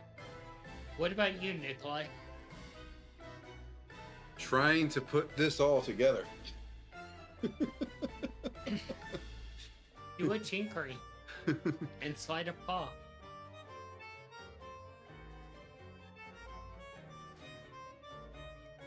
$18 Arcana. You work on it a bit more and you hear a click. I don't know if that's a bad click or not. And suddenly you hear sizzling inside. I'm just kidding.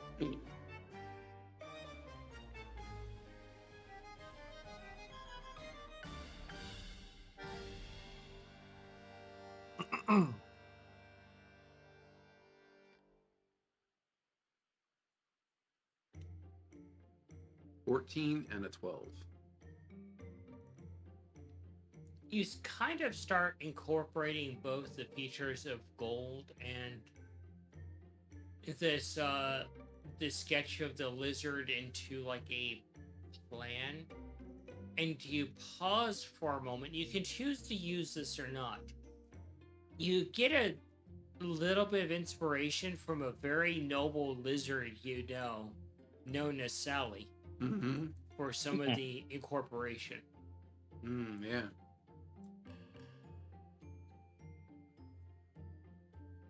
Okay. So it'd be basically like a mask, but also like a headdress, essentially. Mm-hmm.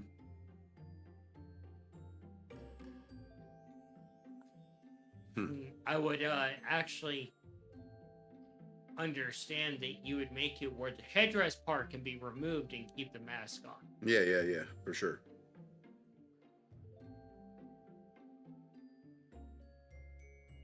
Yeah.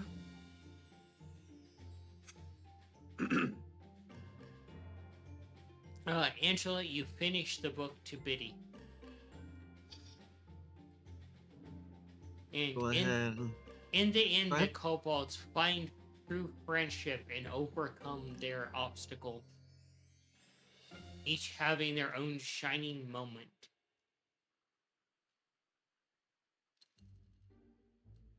Give Biddy a little pat on the head. You like that little story? They nod enthusiastically, their big floppy ears just going back and forth wildly. We'll have to get you some more storybooks eventually. Go ahead and return the book kindly to Mongo.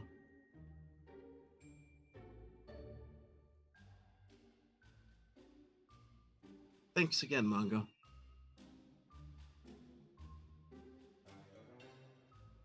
Nikolai, You're welcome. do a investigation for me. Okay.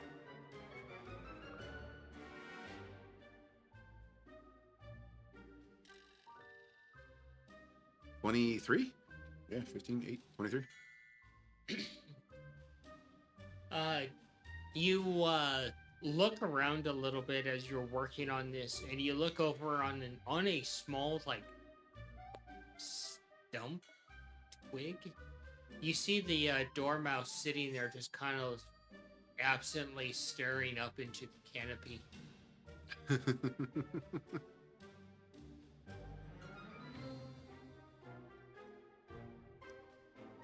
Take a moment. You look like you're daydreaming. Yeah. Was it obvious? Yeah. I've always wondered what's beyond my forest, but I don't know.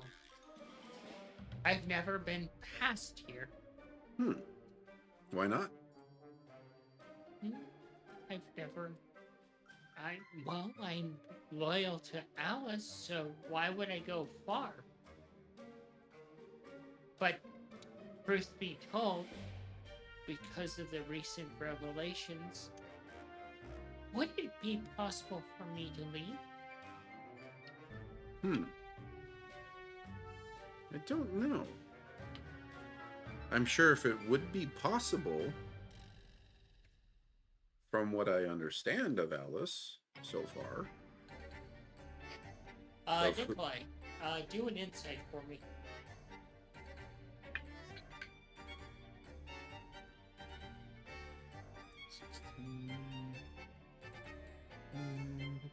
That means 18.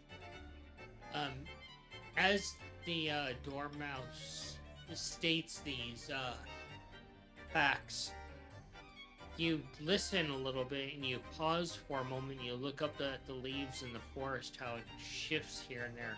Mm-hmm. And without the dormouse actually stating it, you kind of realize this is possibly why they do so many experiments on themselves, to force the world around them to change so they can explore. Yeah. Huh. That makes sense. Well, if it were to be possible, from the conversations I've had with Alice, I'm sure she would allow it. I think the question isn't so much as whether or not you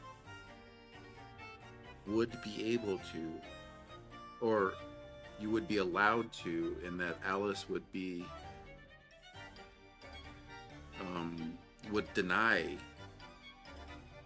I think it would merely be a question of whether or not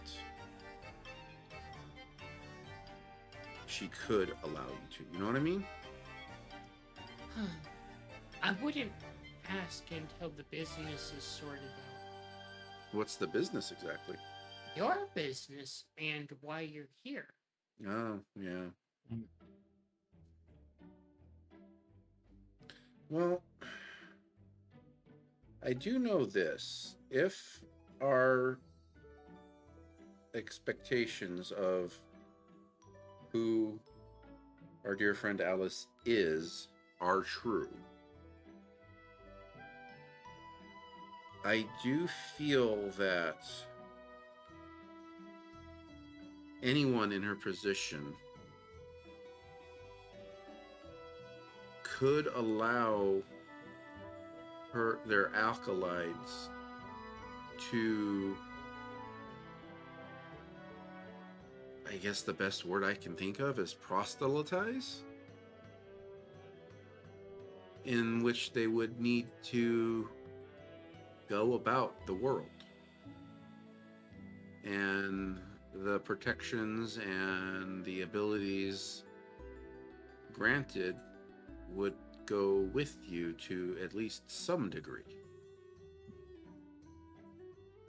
What is the world like out there past my forest? Not counting the forests beyond your forest, which I have had little experience with. I can speak mostly to the world that I'm from. The world that I guess apparently Alice and Hook and even Hatter are from. Often spoken as the material realm. We do have forests much like this. Oh, they shift and change too? No, not so much that. Like the state it is now, in this moment, we have forests like that. And then the next moment, we have forests like that, you know? They're very static, but they're like they are now, but all the time. Huh. And there's forests that are vastly different than what you can imagine. I could imagine because you've only seen yours. I will draw her a picture of like the oasis that we saw in the Burning Temperament. Do a slide of paw. Mongo, what's up? Just heard a click out of the thing. Huh? Oh, yes, I just you heard a did. click. Indeed, you did. It'd be a 24. Discover if that's another lock or if something broke. Do an investigation.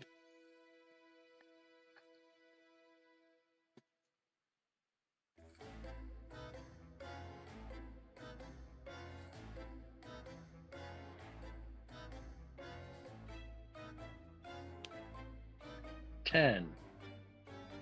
It takes you a good while to look around, and you're scouring every piece of this meticulously, which is slowing down your examination of this. And you pause for a moment and use your claws and pull out a thin little cube of paper. And as you unfold this origami paper, you see that it's in Feely Folk. Munchkin Feely Folk.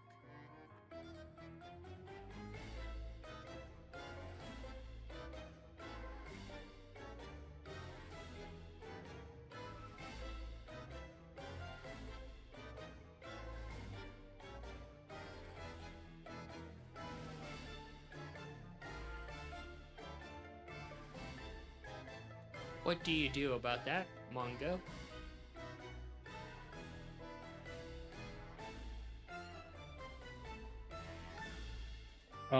Just gonna read the first line. And the first line only. Caution. that's Mongo's MO right there. I'm not sure what this is going to entail. No, Mongo has a very specific plan because the origin of where the Munchkin Feely folk are locked in here, and I don't know if that's it or not. You read the first line, And yeah, and it simply says, "The first step of adventure is bravery."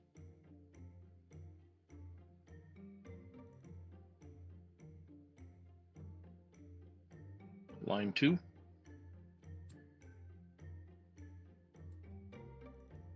Proceeding with this puzzle is proof of that bravery.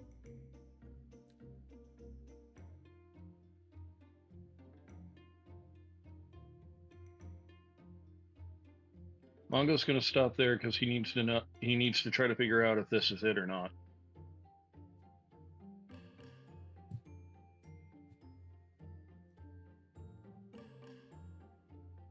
How are you gonna do that one, bud?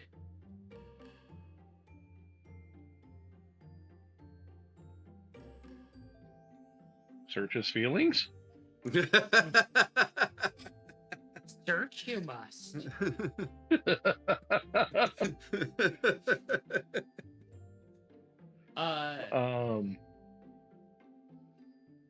Do a wisdom for me. What are you doing, Angelo? I am gonna go ahead and. Honestly, I'm not too sure. There's, I guess, try and take a moment to see if I can't reach out to this new, deity that I'm gonna be working with. Do a religion for me. The 13 on the wisdom. Do a sleight of paw. That is a 13.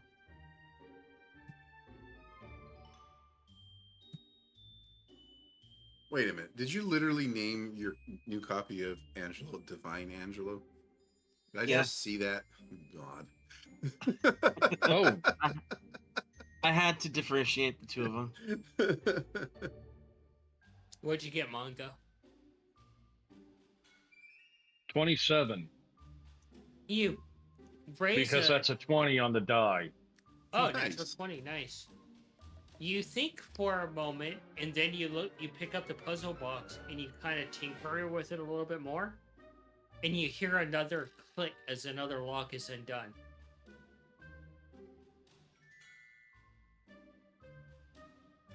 Okay, so that's not it then.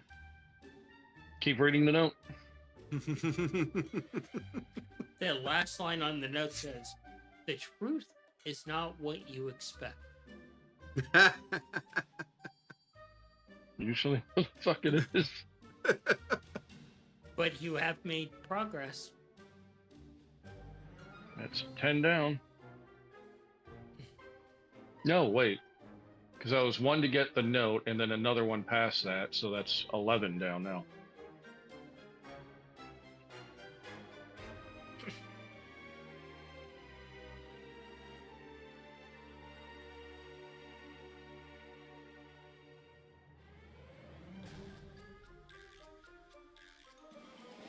You try to reach out to this patron of yours, Angelo. You don't really get a response except for the smell of flowers around you.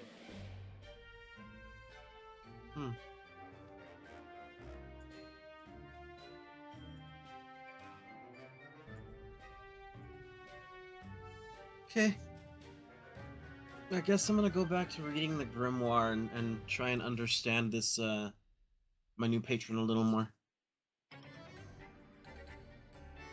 It is a very questionable not to read in public book, and you're happy that you are reading it in private. It is going into absolute detail and not holding anything back.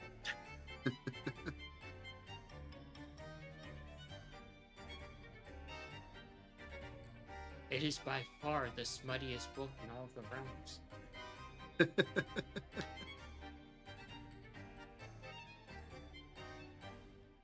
It'd be funny if this deity, their followers are called sleuths.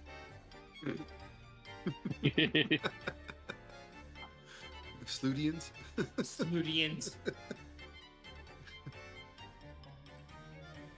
The slutish way? What are you doing, Nikolai? Well, I was drawing that image of the oasis that we visited. Oh, yeah, you Yeah. finish it up and she looks over at it as you present it. Explain that to her. That's a different kind of forest. Ah, This forest exists in a very, very hot environment. wait. Hold on. There's a hot environment? Very hot. Very hot. Very hot. Like, you know how hot your tea can be? Yes. Like that all over you. The air is that hot. This one time, the Lost Boys brought these really exotic peppers, and I ground them up, and I snorted them up. That was an experience. That sounds like it would have been an experience. I was bleeding for hours. Yeah, I would imagine so.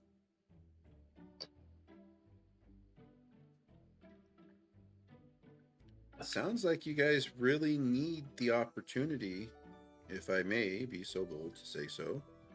You need the opportunity to spread your wings, as the saying goes. I'm a mouse. I don't have wings. That's true.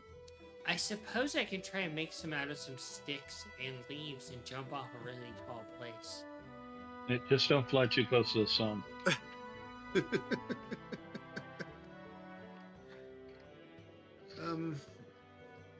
It is a figure of speech from where I'm from. It's meant to imply experience more.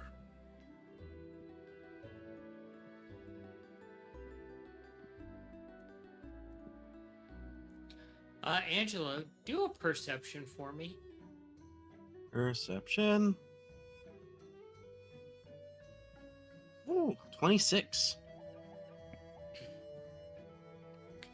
You pause for a moment as you're reading this book, and you kind of flip through it a bit, and you see there's other chapters on other things outside of vertical love, or horizontal love, I should say. Coitus.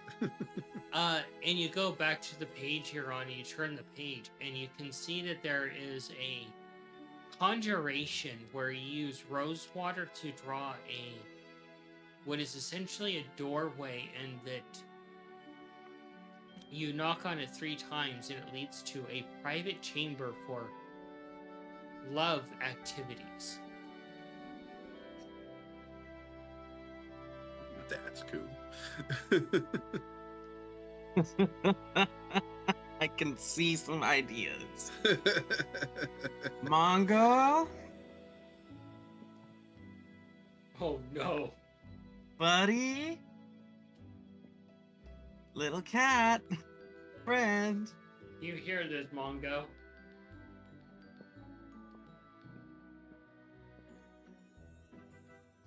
I Hold the may note have back just- up.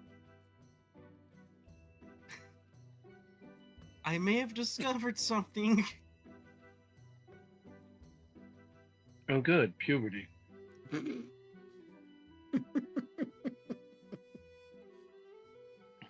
God, what's wrong now? Nothing. Nothing wrong. But, a question for you. Do you happen to have any rose water in that little collection of, things you use for your drinks and such? I believe I may have found a way to open a little doorway of some kind. Like a little mini pocket dimension.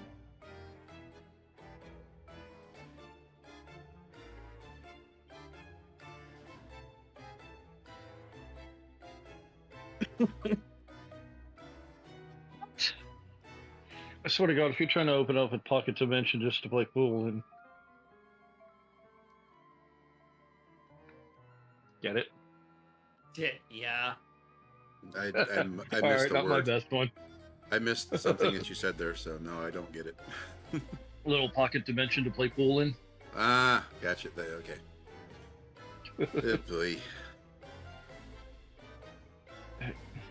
Are you proud of yourself, Tom? Do you inquire further, Mongo? I'm sorry. Before Why handing do you over your require- single vial of rose water. Could you explain a little further? So, I suppose you don't know. I was gonna ask or say that you probably know. You probably don't. Many warlocks have what is known as a grimoire. It's a specialized book granted them by their patrons. I used to have a grimoire of shadows given to me by, well, Lord Victor. It has been replaced with the grimoire of love by my new patron. Okay, so you got a new fucking rule book. Well, you're not Literally a wrong. new fucking rule book. It's very creative and colorful in its descriptions and depictions of how to do things. But it's written in Anyways. crayon instead of blood. Now, while reading the grimoire, it seems that there is some things that were hidden in there, that one of which I have discovered. A way to open up a door that leads into a little private room of some kind.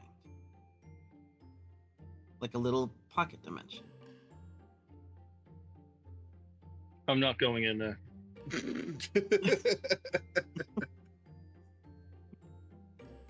I never said you had to, but I am curious to know if you have I don't rose care how water. much you fucking charge. I'm not going in there. Mongo, you can take the opportunity to check out this little spell he's talking about. Hang on, let me fucking read this. Wait, am I even able to fucking read this? That's a good question. Can he? Do an Arcana, Mongo. God, why do I have a feeling we're gonna regret this? God, how much more psychic damage am I gonna take? Is Mongo's world gonna change? I mean, it's the god of love and debauchery's own personal book of Kama Sutra. So That's a 9. Mongo, Fuck. as you take the book and you flip through it, you're seeing the very explicit images of, at least from the first chapter, of aphrodisiacs, sensual spots, positions, methodologies. And you finally get to where you need to look, and you're looking over the spell. And you pause for a moment, and you can do another Arcana with advantage. How to make the motion of the God. ocean more important than the size of the E? You better keep your wand to yourself, buddy.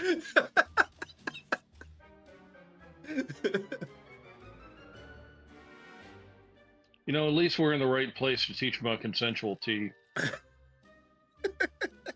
That sword is so amazing. Wait, did you say another Arcana or Wisdom? 2 Arcanas, one with they're both an Arcana with advantage. Because I have pity on your suffering. Appreciate that. But remember, she's the one applying the suffering, so. Yeah, I know. you know, Mongo, there is a chapter in there that specifically covers tabaxi. You're more than welcome to borrow that book. I do see you have a wedding ring. Crazy. 26. You read over it, ignoring the strange speak of this individual. You read it. It requires rose water to make the doorway. And you pause for a moment as you read into the Arcana that it requires 2 willing participants and that they were not permitted to leave this room until a grand offering has been made to the god of love.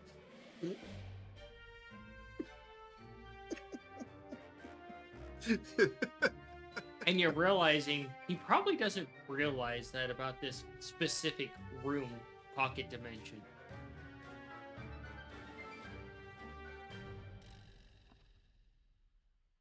I hand him back the book and immediately go wash my hands.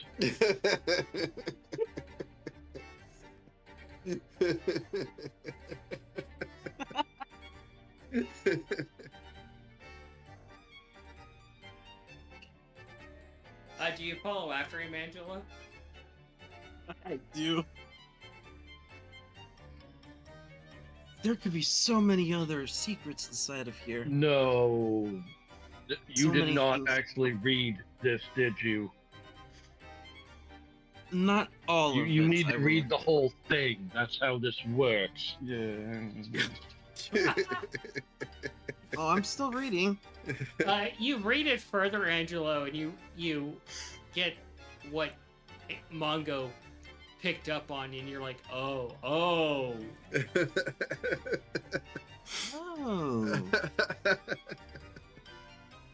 Ah.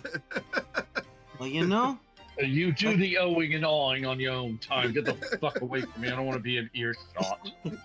Mongo, this could still be useful. Not to me. Actually, it might be very useful to you. Oh my god. I know you're a very clever thinker and you like to set up traps. And I'm pretty sure. I don't think In the I've right ever set a trap in my entire life. That was Scabbard. You've come up with some pretty interesting plans. Anyways, I'm pretty sure you could pull the long con and simply slip someone into here. My God, do you actually know how to fucking read? 2 willing participants. Exactly. them. Both of them have to go in. I'm sure you can convince one of them to go in with someone else. Tell you what, you try to get one over on your deity. I ain't trying to do nothing against my patron.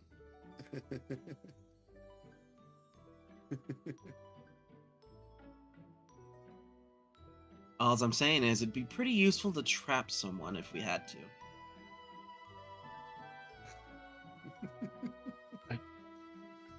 Crossing the god of crossing a god of love is a good way to end up with permanently discolored things. But and forever pain. but there are potentially other things inside this book as well. Yes, other things that I don't think I need to know about. No. Look, you want some rose water for yourself? I can show you how to make some. It's actually very easy. Oh, please do. Find some roses. Put them in water. Put them in hot water. Yes, Heat first them. put the roses into some boiling water, and then have another metal bowl suspended above it with some ice. So that way, when the steam goes up, it collects in there, and then you just have to have another thing so that for the cooled vapors to drop into. Ah, I actually saw this on a Okay. cooking show once. okay. Similar concept to Question, making liquid smoke. question for the DM. What's the let's see. I want to intentionally find something in there specifically for Devaxi just to mess with Mongo. a little Raising bit. asshole. Oh, Fucking retarded the monkey. Munchkin. Dear God. Feely folk. Feely folk, yes. Dear God. I want to find something in the book specifically to mess with Mongo a little bit in Hey. terms of Feely folk. Hey, Nate. Yeah. Do you know the phone number for NASA? No, I can look it up though. Because I think we just found the densest material in the universe. Hey, whoa!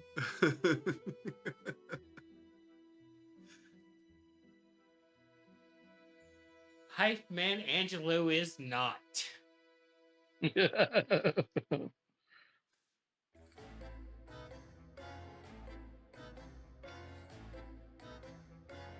Oh man.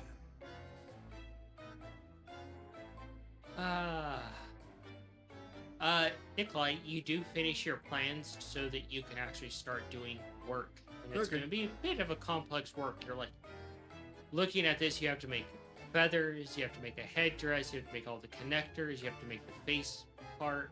Mm-hmm.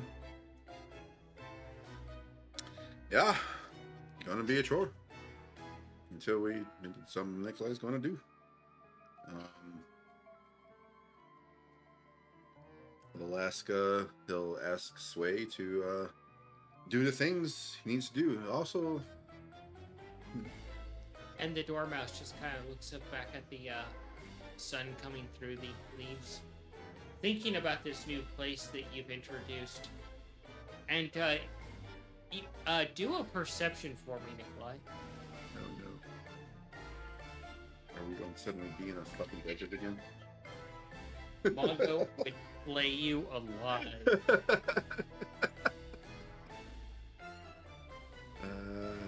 17. As you kind of look over at her, just kind of go back into this state, and you look over into the forest past this clearing you're in, past the normal trees.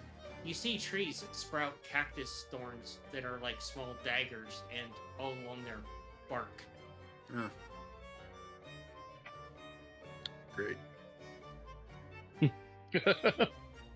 Great. Huh. Okay. I will go apologize to Mongo. Nikolai comes to apologize to you, Mongo. Sorry, Mongo. What, did you send Fangless over? No. Remember the wonderful oasis we were in recently? In the hot place. Yes, that place. Well, Yeah. our friend the Dormouse, Uh-huh. who has control over, what this forest is. Uh-huh. I start pointing to one of them where I see it transforming. It doesn't turn into a cactus. It is a green barked tree with dagger-like thorns all over it, decorating it. Yeah, we got into a conversation and I told her about other forests and, well, she's letting her imagination go wild.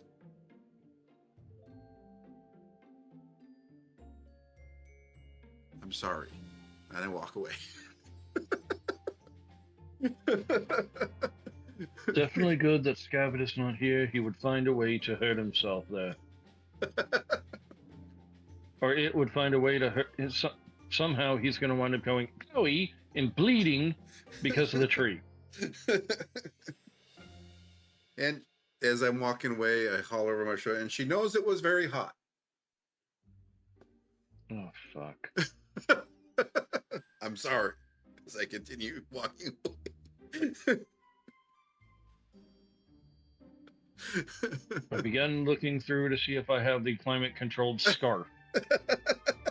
You do have your climate control scarf. Good.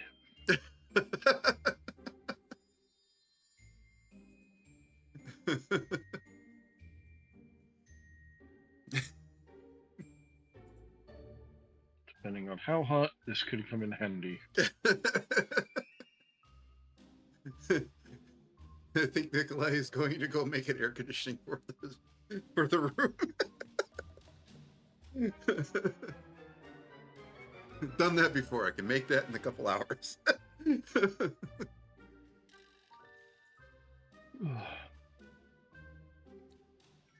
So, what are you working on, Mongo? Made a little bit of progress. I'll try to get the next lock. All right. You start to work on that, and Angela, what are you doing? I am gonna be studying this grimoire some more, see what other secrets lie within. All right. I'm probably gonna learn some very interesting things while doing this. Oh, yeah. And Nikolai, you're going to be working on the headdress. Is it actually getting warmer? No, No? Okay. Okay. but it does get so cold it feels like you're on fire. I'm just kidding. Damn. That would suck. God, talk about freezer burn. Fuck. Well, there's actually technically no difference between the pain felt with heat and the pain felt with freezing. It's just that we only know the difference because we know what's happening.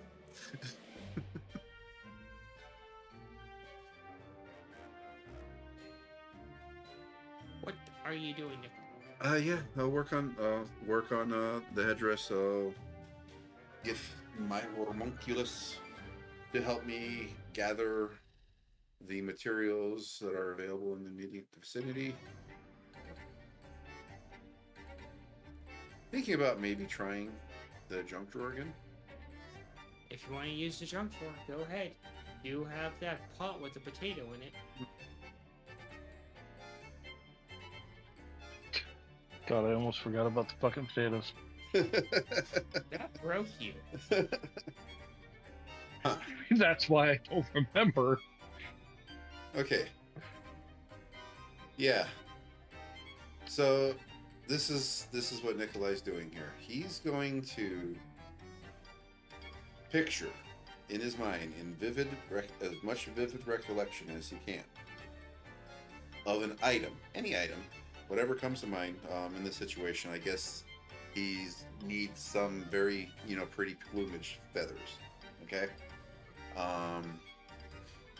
I'm sure at some point Nikolai has probably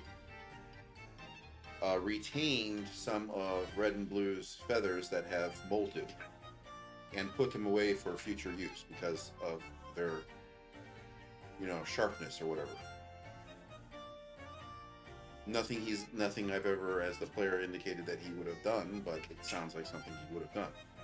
So, going with the thought that it may be possible, he's going to try to imagine that he's going into the drawer or the cupboard or the box or whatever that he has these feathers in while he's reaching into the junk drawer to try to grab those feathers. You reach into the junk drawer and you fish around. And you pull out a jar, and inside of it, the jar is bigger than you are. It's about as big as Mongo is. And you see feathers as long as Mongo inside of it. And the lid is sealed tightly, and you can see that there's a clamp around the lid that has been screwed shut.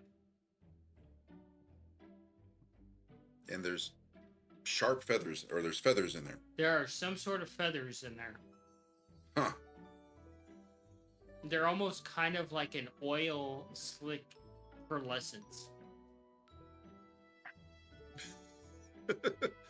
Mongo.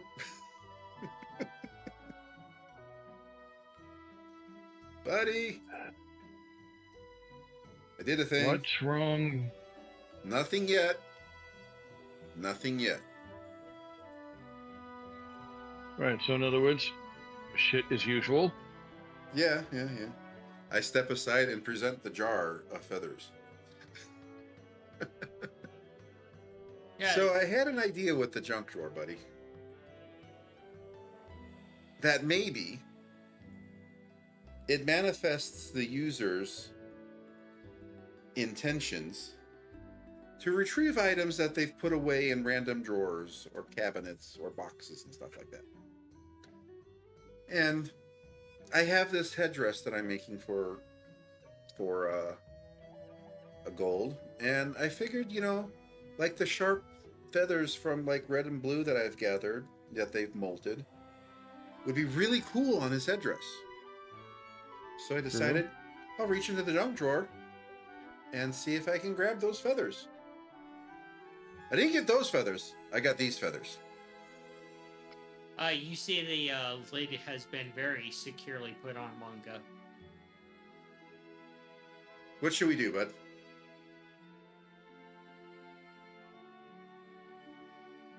Are they at least pretty feathers? Or interesting looking? Like I said, they look like their coloration looks like an oil slick. Okay. So they have a pearlescence about them. A color manipulating functionality. Oh, so they're Goggles. not in an oil. They're okay. Yeah. Okay.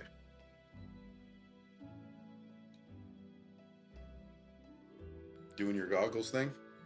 Yep. Because You keep doing that, you're going to need more than goggles. Sorry. Now that's only if he looks through Angelo's book. fuck, right?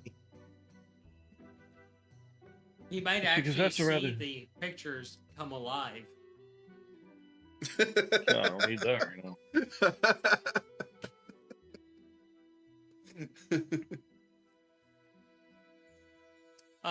Do an Arcana for me, Mungo.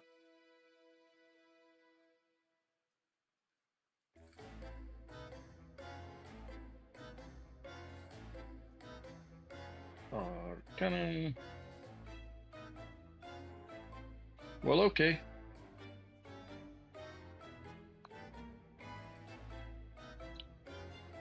$31. Dang. Natural 20. Yes. Nice. You examine this a little bit, you take off your goggles, and you look at the jar closely.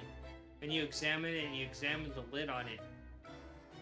You couldn't see what kind of magic was inside the jar. And the jar has basically been protected from magic on the outside. To protect these feathers on the inside.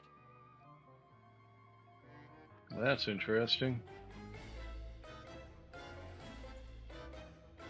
Oh, so the magic that he's seeing is a protection magic, not to protect anything from the feathers, but to protect the feathers from things. And this is just me thinking, her understanding what she explained. Wait for you to Yeah. share.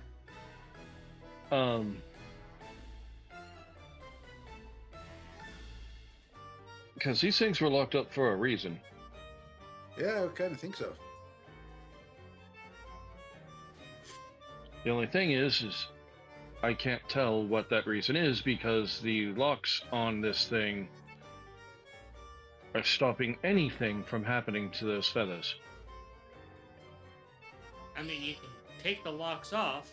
So the Find out. magic is protecting the feathers, not Mhm. protecting from the feathers, protecting the feathers. Oh, possibly. Huh.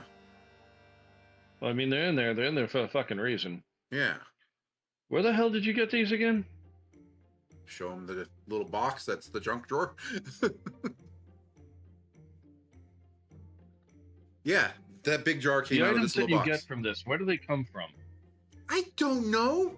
I just explained my thought. That, like, maybe it's some type of way to recover things that you've put away. When the hell did you put this away? I didn't. Like I said, I was thinking it has a connection to me as the person that uses it, and it would work with me trying to recover something that I've put away. And I know I've put away some red and blue's feathers as they molt them. So I figured I'd reach in there and grab those feathers. But I got these feathers. So I don't know what dictates what comes out from there, other than if you think of something, it seems so far, you get something like it. Yeah, I'm just trying to wondering where these things come from. Are they just kind of poofing into existence out of nothing? Or are you literally reaching into random people's junk drawers and pulling out Yeah, something? that may be a possibility. It may be a possibility. That's not connected to the user's junk drawers. It's just connected to any or all junk drawers. Come on, take the lid off. Be experimental. Shall we try to do an identify? I know we don't think can't. it'll get through. I know we can't get through to the feathers or the jar, but couldn't we theoretically identify the spell that was cast on the jar and get information from that? You know it's a protection spell, Mungo, from basically all outside magic. Yeah. Look, if you want to, that's fine. I'll go hide over there. Because anything that we do, it's going to get bounced right the fuck back in our face. We're not getting through this thing, dude. This thing is... what are those things that you fire out of that tube of boom?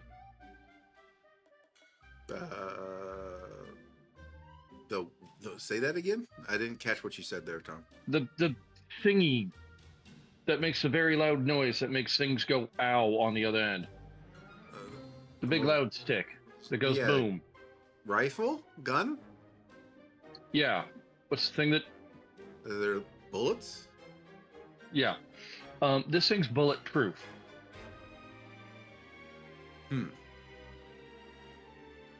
So we'd have to open it up. You and want to hope find for out the what's best. inside, we got to crack it open. Are you with me on that then?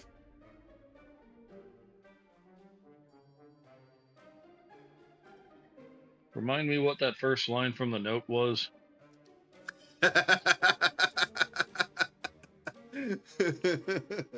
No, bravery. Yeah.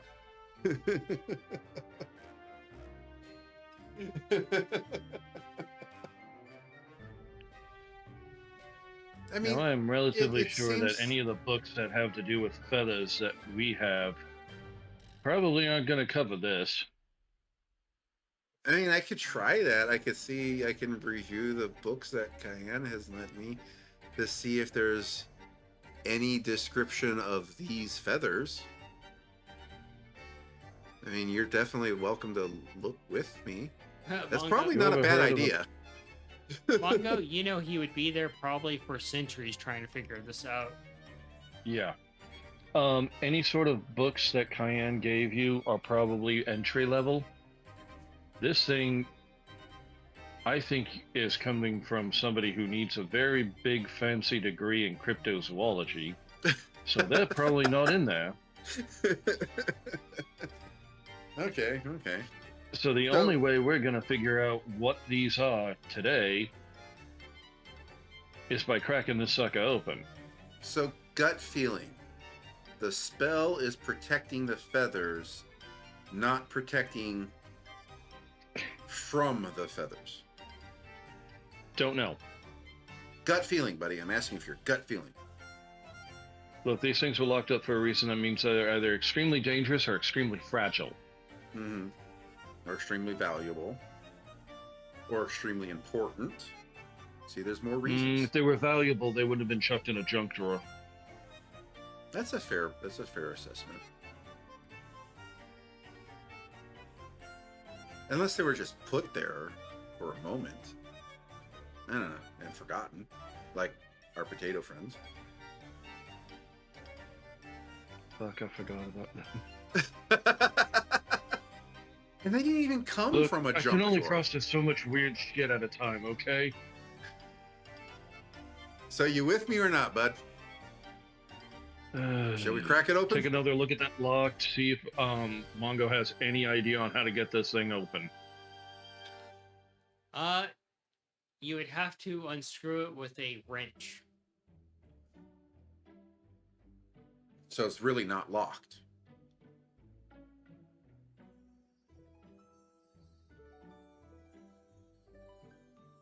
Well, at the looks of it, gonna have to get one hell of a grip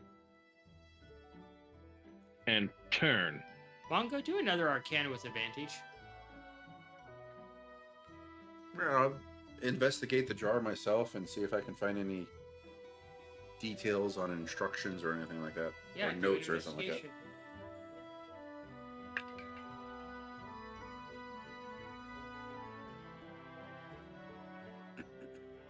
investigation. 22. Funny, that's one of the ones that I rolled, but then Yeah, I rolled 22. higher, 27. Nice. So you both look over this jar, watching the feathers kind of flop around very gently inside. And you both look at each other, and you get back to the log. And you've realized that you need a arcane wrench, not a standard issue wrench, to unlock this thing.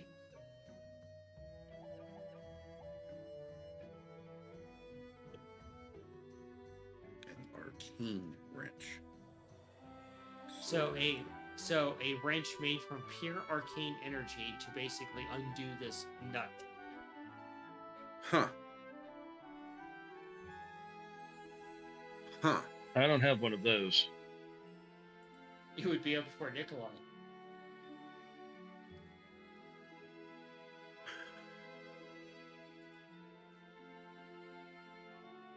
Okay, so yeah, so here's my thought. How close to the definition of wrench is necessary? Could it be something that can apply a wrenching force? You've got arcane pliers, bud? No, but I have Ace. He was made pure out of arcane energy, who is very strong. He can wrench on something. I have both my mantis tools, which are arcane in nature. Which one can turn into a wrench? Literally, it can just turn into a wrench. Nikolai, based off your roll, you would have to form arcane energy into an actual wrench to wrench this off. And that's Yeah, the you other don't want to thought. send Ace into the Rosewater quarters with Fangless to Oh my wrench on God. anything. That was reaching and bad, man. But still funny. As a recent YouTube video said, this isn't regarding Fang Face, this is regarding Ace. He fucks. Well, okay.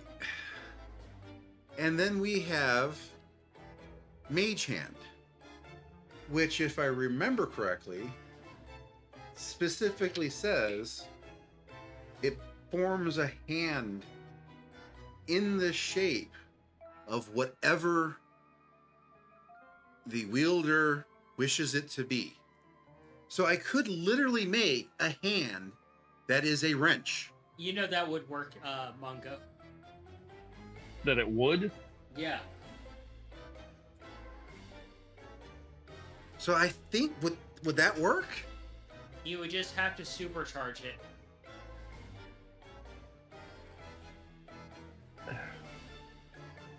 You know, in theory, that actually could work.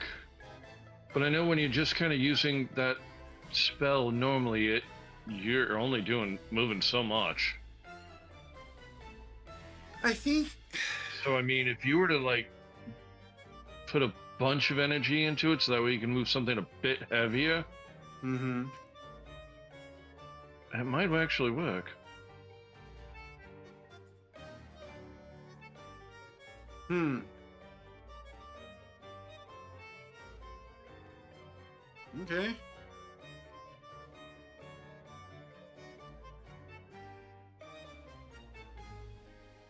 I'll go ahead and do that. I'll take another look to see if I can nail down exactly, like, how much Like I think Mage Hand standard can only do like 10 5 pounds, No, I think it's 10 pounds actually. Do an Arcana, both of you. and 10 see pounds. oh, it's 10. Okay. Yeah. But like, are we gonna need to do like only like 20 pounds worth of force, or like 140? Yeah, or is the simple fact that it's mage hand is sufficient? Let's see, what is... 29. Arcana, you said? Huh? Arcana, you No, said? that was for Mongo. Oh, okay. I thought you said both of us.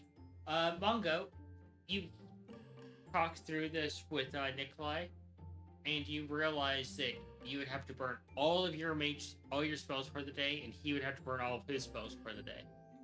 And we both Oh, cast fuck. one hell of a mage hand. Yeah, I already went through one spell slot. Yeah, I've already cast a spell too. Wait a minute, did I? No, I was going to, in case I got poisoned by the food. Fair enough. I've only cast Produce Flame, which is at will, and I can cast it however many times I want.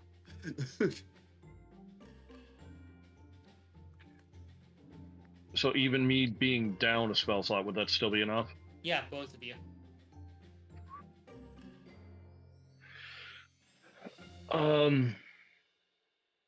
Look, we could probably get it, but we're gonna need to basically dump everything we've got. Everything? All of it. Is it worth it?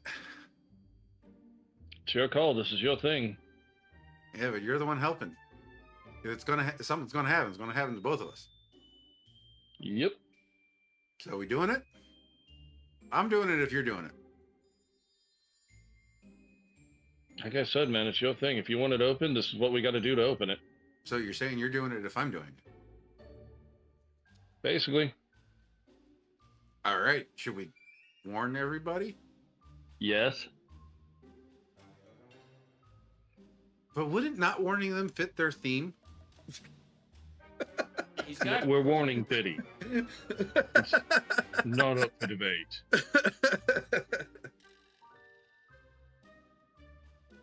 Okay. We'll go tell In case people. something goes bad, I kind of feel like Angelo should be at the ready.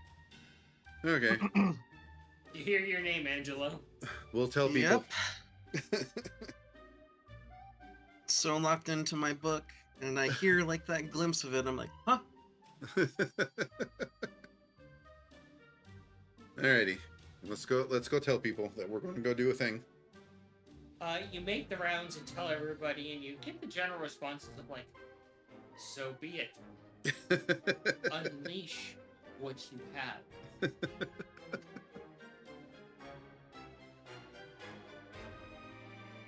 Think you can maybe back us up here, Angelo?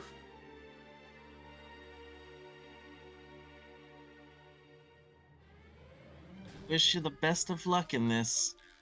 I tell you what, I have a place where you can do this in. That's disgusting. No.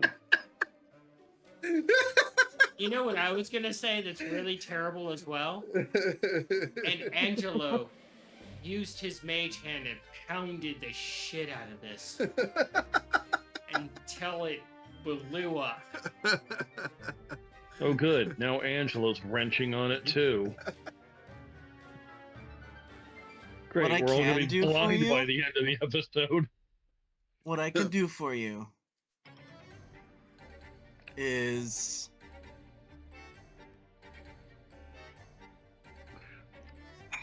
I can provide Watch our aid. asses. Yeah, just watch our asses, man. That's all we're asking for. Are you going to do it, or are you going to let us die if something happens? I'm gonna help. I'm gonna help. All right. Is that good enough for you, Mongo? That'll work. Biddy, take cover. Takes cover. Ace, take cover. Ace shields Biddy. No, I'm not saying you be cover. I'm saying you take cover because we may need your help. I don't know what's going to happen. Ace I just have drives. Revivify on standby. All right.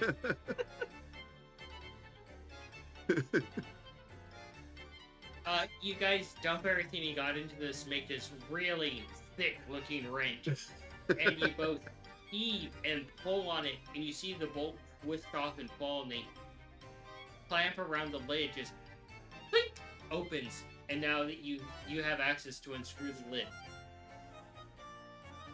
Let's do it. Marking off my spell slots.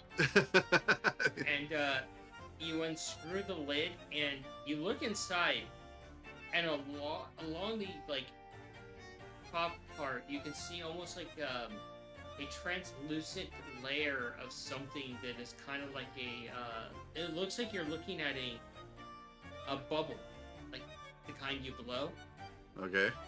that you would have to reach through to grab one of the feathers. Just reach in with her hands or use the mage hand. You burnt everything.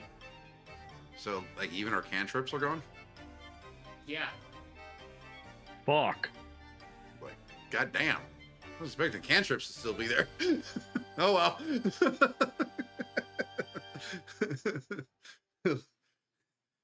As the saying goes, live by the magic, die by the magic. All right, I'm going in. Yeah, I Mongo's need, gonna sit down and catch his breath. I need you to make a reaction saving throw there. To me? Yeah. Okay. I can go ahead and give you 8 in this. A reaction saving throw? What exactly would that be? Dex. Dex? Okay. 19? You reach in and you grab one of the feathers, and you pull it out. And as you pull it out, you look over at it and you're like, you watch as it instantly turns blinding white as it ignites in the air, reaching 5,000 degrees. Shit! And you immediately let go before it reaches your fingers, and you just watch it just fall to the ground and cinder into the ground, just burning for a while.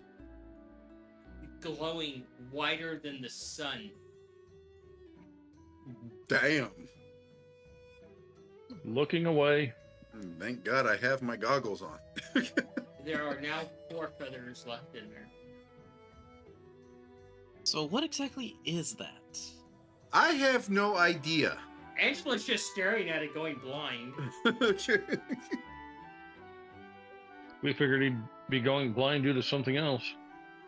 Yeah, Angela, you So- would have to look away because it's that bright. Oh, then yeah, I'm looking Yeah, away. it's like looking at welding.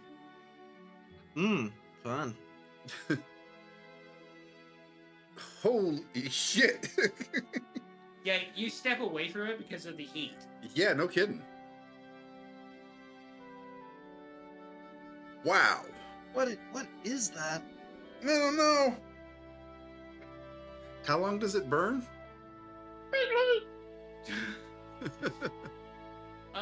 It burns for a good couple of minutes before you just see a feather-shaped burn hole in the ground, and the dirt is actually glassed from the heat. Okay. So, hey, Mongo? Oh, fuck. What the hell? I know. But here's the thought. Did we undo the magic protecting it and now can do an identify on it later? Or by I a can barely ritual? see right now. Do an arcana Oh. with disadvantage to try to examine it. You know, I can use the goggles. I will cautiously look at through the goggles at this thing and see what the fuck.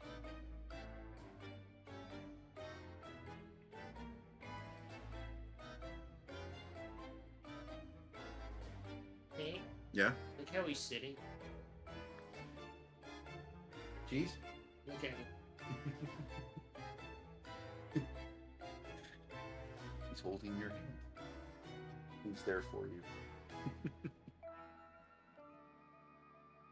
The fact that he's sitting in my hand and practically just this amount of trust is ridiculous. Cat loves you. That's all there is to it.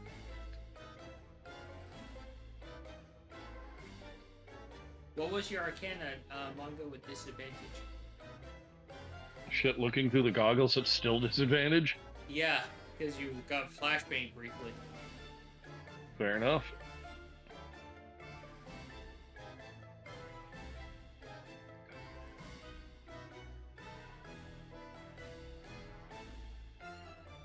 Damn. 22. Nice. You look at the Modified. jar and you examine it, and you realize that they're still protected in the jar, but as soon as you remove it past that little barrier of rainbow color, it's on like Donkey Kong. Clearly. Clearly. Do you think we could maybe identify it through the protective barrier? As Chad said, don't let Ace eat it. No. That's a spicy meatball.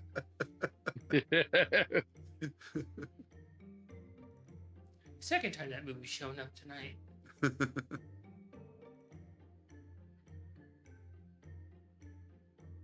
Do you think we could identify it through the protective bubble? It's still protecting it, so no, you would have to take one out, manage to cast an identify on it without dying in the process of... Not really. Because there's a protection enchantment basically keeping that from happening. So the only way to really identify the feathers is to pull one out, but, well, you've seen what happens.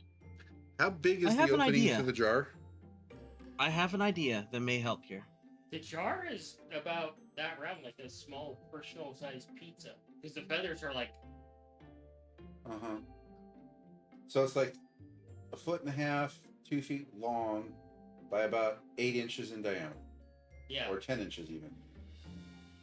about Right? 8 inches in diameter. What's your idea, Angela? It seems like it's probably going to be along the lines of my idea, but go ahead. You need to basically be able to focus on the feather, but without touching it directly, yes? Yeah? But you need it out and easily accessible, Yeah? correct? Yeah? Stand back.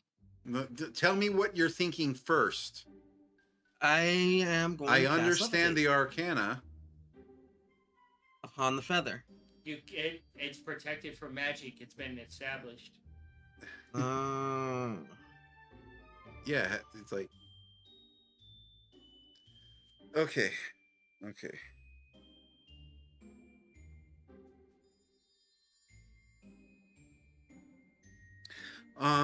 So when I put my hand in there, nothing happened to my hand, right?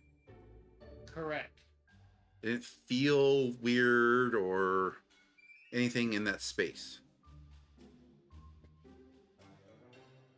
It felt fine, right? That's something you're familiar with. It feels fine. Okay, okay, okay.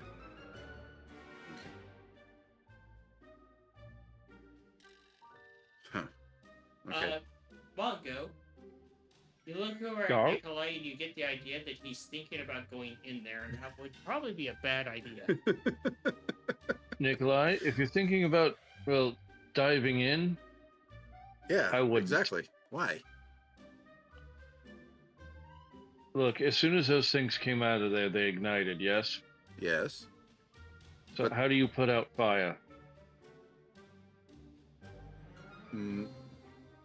Water, snuff it out. There you oxygen, go. Air, yeah. So you're saying there's no air in there. That's kind of what I was thinking. Quite probably. Quite probably, like it's a void space of some sort, right? That's what you're getting at? At the very least. Yeah, that's exactly what I was thinking.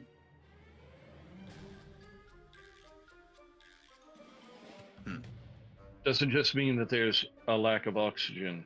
Yeah, There's a lack of a whole lot of shit. yeah.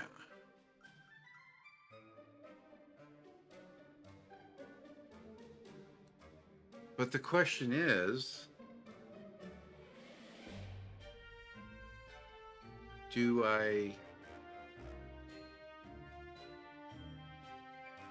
do I my whole self need to be in that bubble, or can I just say prepare, identify, and do the final semantics with just my face in the bubble, get some details, and before I run out of breath, leave? Or maybe cast that through Sway, who is a construct and doesn't even need to breathe. Mongo, do you have anything useless and magical on you? I'm sure I could conjure something up. That's right, you both. No, I'm out of magic right now. No, we're out of magic. I was That's thinking right, yeah. prestidigitation would allow us to make a little magical trinket.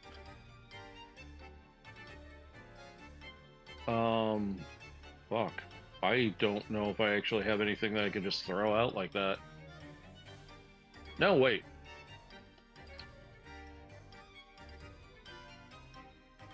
I just might.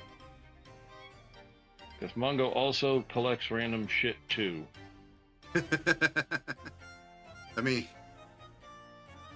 Nikolai has the ability to make a weapon into a magical +1 weapon. It's not a spell, that's just an artificer ability.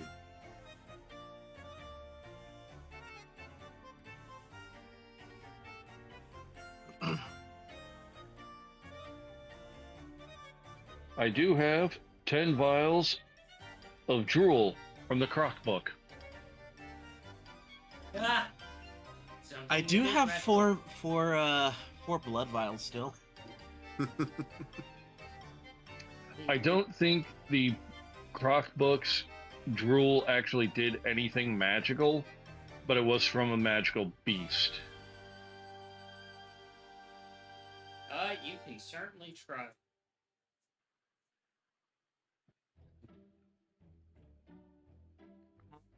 Yeah, what I have is 4 vials of blood.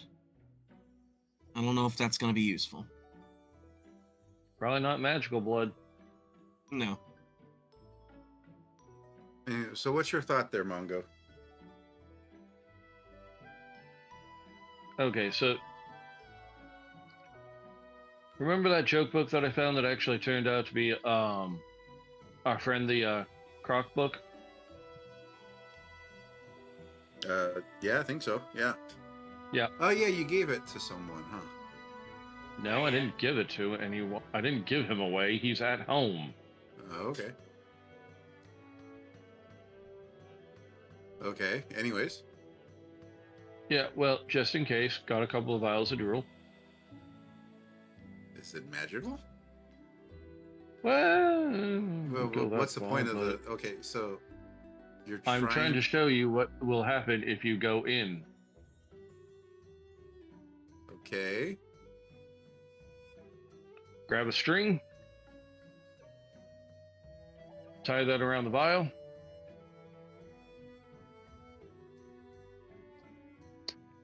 And dip that vial into the jar. With the lid By a off string. or on? Off.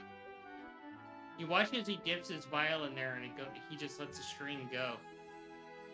And you see the drool instantly turn crystalline, and then into fine powder as he stops the string.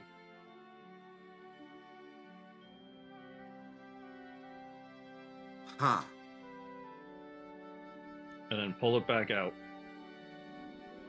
And that powder immediately just liquefies, and there being nothing more than the base component of water. Huh. Look, That's you reaching in to pull one out, that's fine. That's what it's designed for. Uh-huh. But you try to go in any way, shape, or form past that, it's going to get extremely deadly. Huh. Oh, the other option is wait for Cayenne to come back and see if she can figure it out. Well, there is no just waiting. I mean, we probably won't do anything until we. But there's no just waiting. We're going to contemplate this all night, or at least Nikolai is. what could possibly be done? And as soon as he has a thought, he's going to go sure. So you put the lid back on. Yeah. Not the lock. Not the lock. Just close the lid. And that's where we will call it for the night. We're calling it. Yeah. Wow. Lore master over here. I do believe said rule had no effect because the plant back home is the only one with the magic neutralizing rule. And that one only kind of lasts for a little while. Yeah. Yeah. If I remember right, the Croc book makes ink run. There's rule. Makes a what? Makes ink on anything run. Yeah. So, let's get to the. Actually, switch it.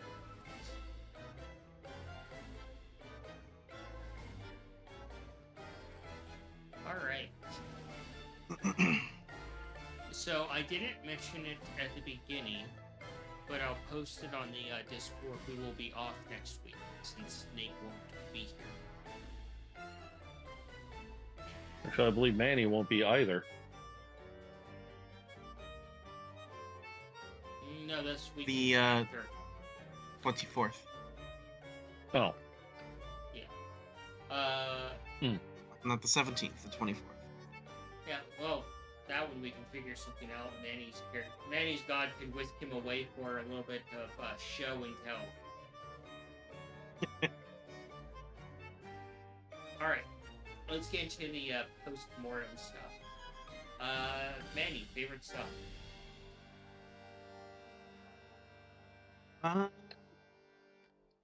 The moments of going through all the books and like bringing up all like the terrible things that Angela did, and it's like, no, that's the past life.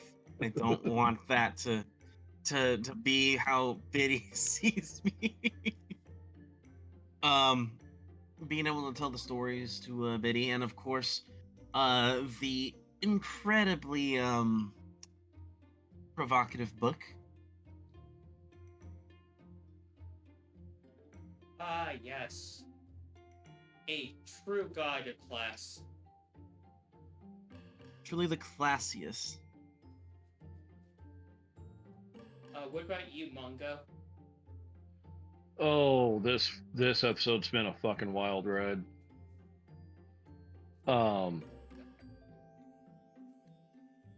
Bringing up the kids book that kind of inspired Mongo to actually undertake wizardy things.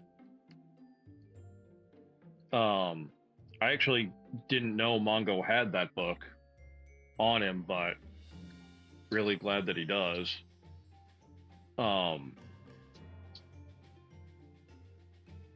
That was great. Getting a couple of locks off.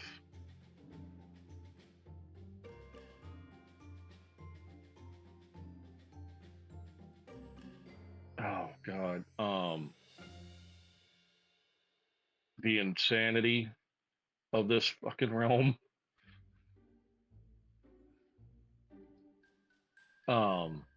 Getting to kind of look into getting a little bit more detail out of the goggles when they really kind of take time. That was a lot of fun. Believe it or not, the breaking of Cayenne's symbol, because now when Cayenne comes back, he's got something to do with Cayenne. Yeah? So that's always something to look forward to. Say it to her face.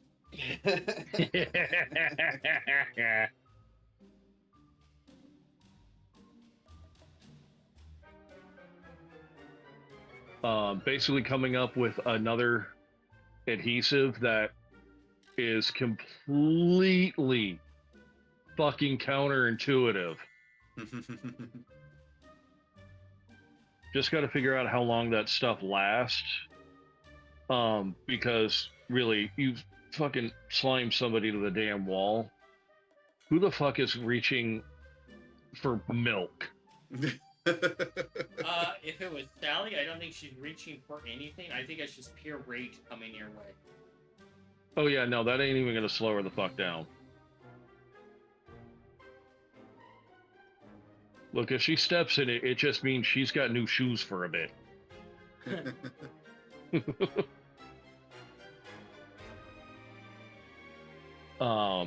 These feathers are insane. Yeah. Yep. Not helping Mongo's fear of anything with feathers because these things had to come from fucking something. With feathers. Yeah. And you don't want to encounter that. New, some fucking solar chicken with a grudge. You know, I will mention this stream of thought that jumped into my head.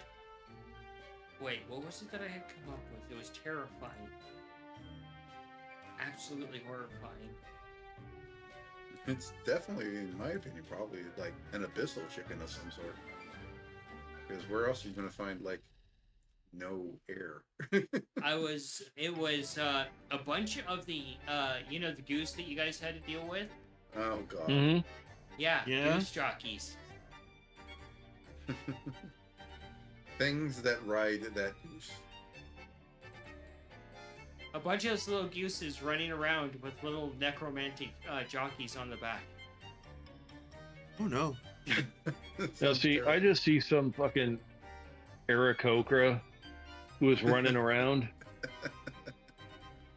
looking for somebody to cook them, somebody worthy, and they thought they had found him, and as they're sitting there in the oven, they realized, no, this motherfucker wasn't worthy. And these feathers are just the embodiment of the, heat in the oven and their rage.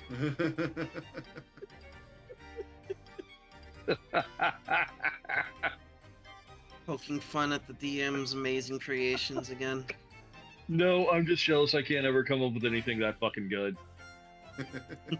Don't worry, these are from a creature that spent an entire episode screaming to power up. Yeah. What do you mean episode? It's more like 3 or 4. What about you, Nikolai?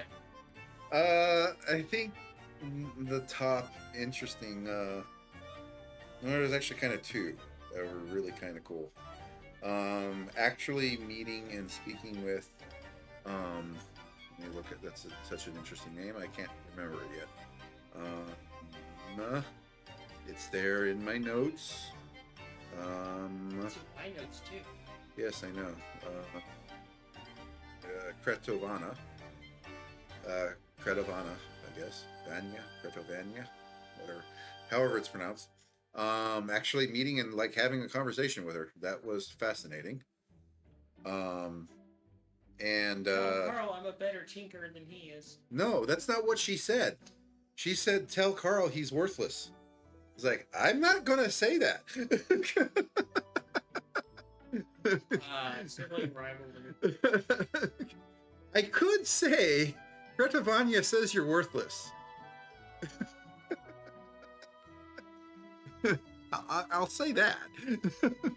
And then telling the Dormouse about other forests and seeing her imagine those other forests. And the only way he did that, the only reason why he did that really is to let her imagination go wild if she has no way out. To know that what constitutes a forest is not, was it deciduous trees all the time? It's other things. Yeah. Deciduous or coniferous trees. It can be other things. And that could, help her liven up her mind a little bit, I guess. And yeah, that was the top two things that I can think of right now. What about you there, GM? Another junk drawer pull. Yeah, God. making the entire cast turn various shades of green in the beginning. I almost That- forgot about that. That cake. Oh yeah, that cake was terrible. Mongo getting the first step. Yeah, that note was pretty fucking great. I actually got to write that down. You better write it down before you forget it. Angelo exploring his book some more and then realizing that this place knows a bit more about him than he cares for to know about. That's pretty cool. Nikolai getting to figure out that not every god has a traditional holy symbol. Oh.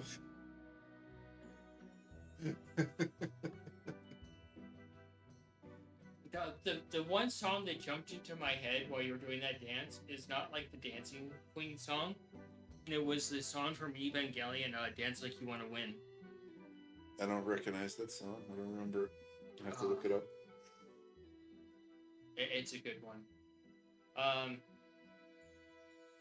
Yeah, just a lot of fun moments. The junk drawer, though, pulling that feather out, just Sucking with sway. sway. Oh yeah, that was cool. Yeah.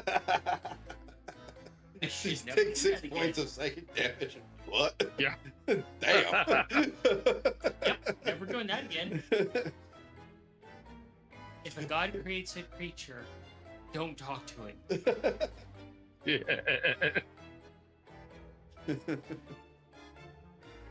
That's crazy. So, good times. We will call it here for the night. And say goodnight, everybody. Good night, everybody. Good night, everyone. Hope you all Don't had forget, fun. Thank like, you for joining comment, us. subscribe, join our Discord, and share us with the world.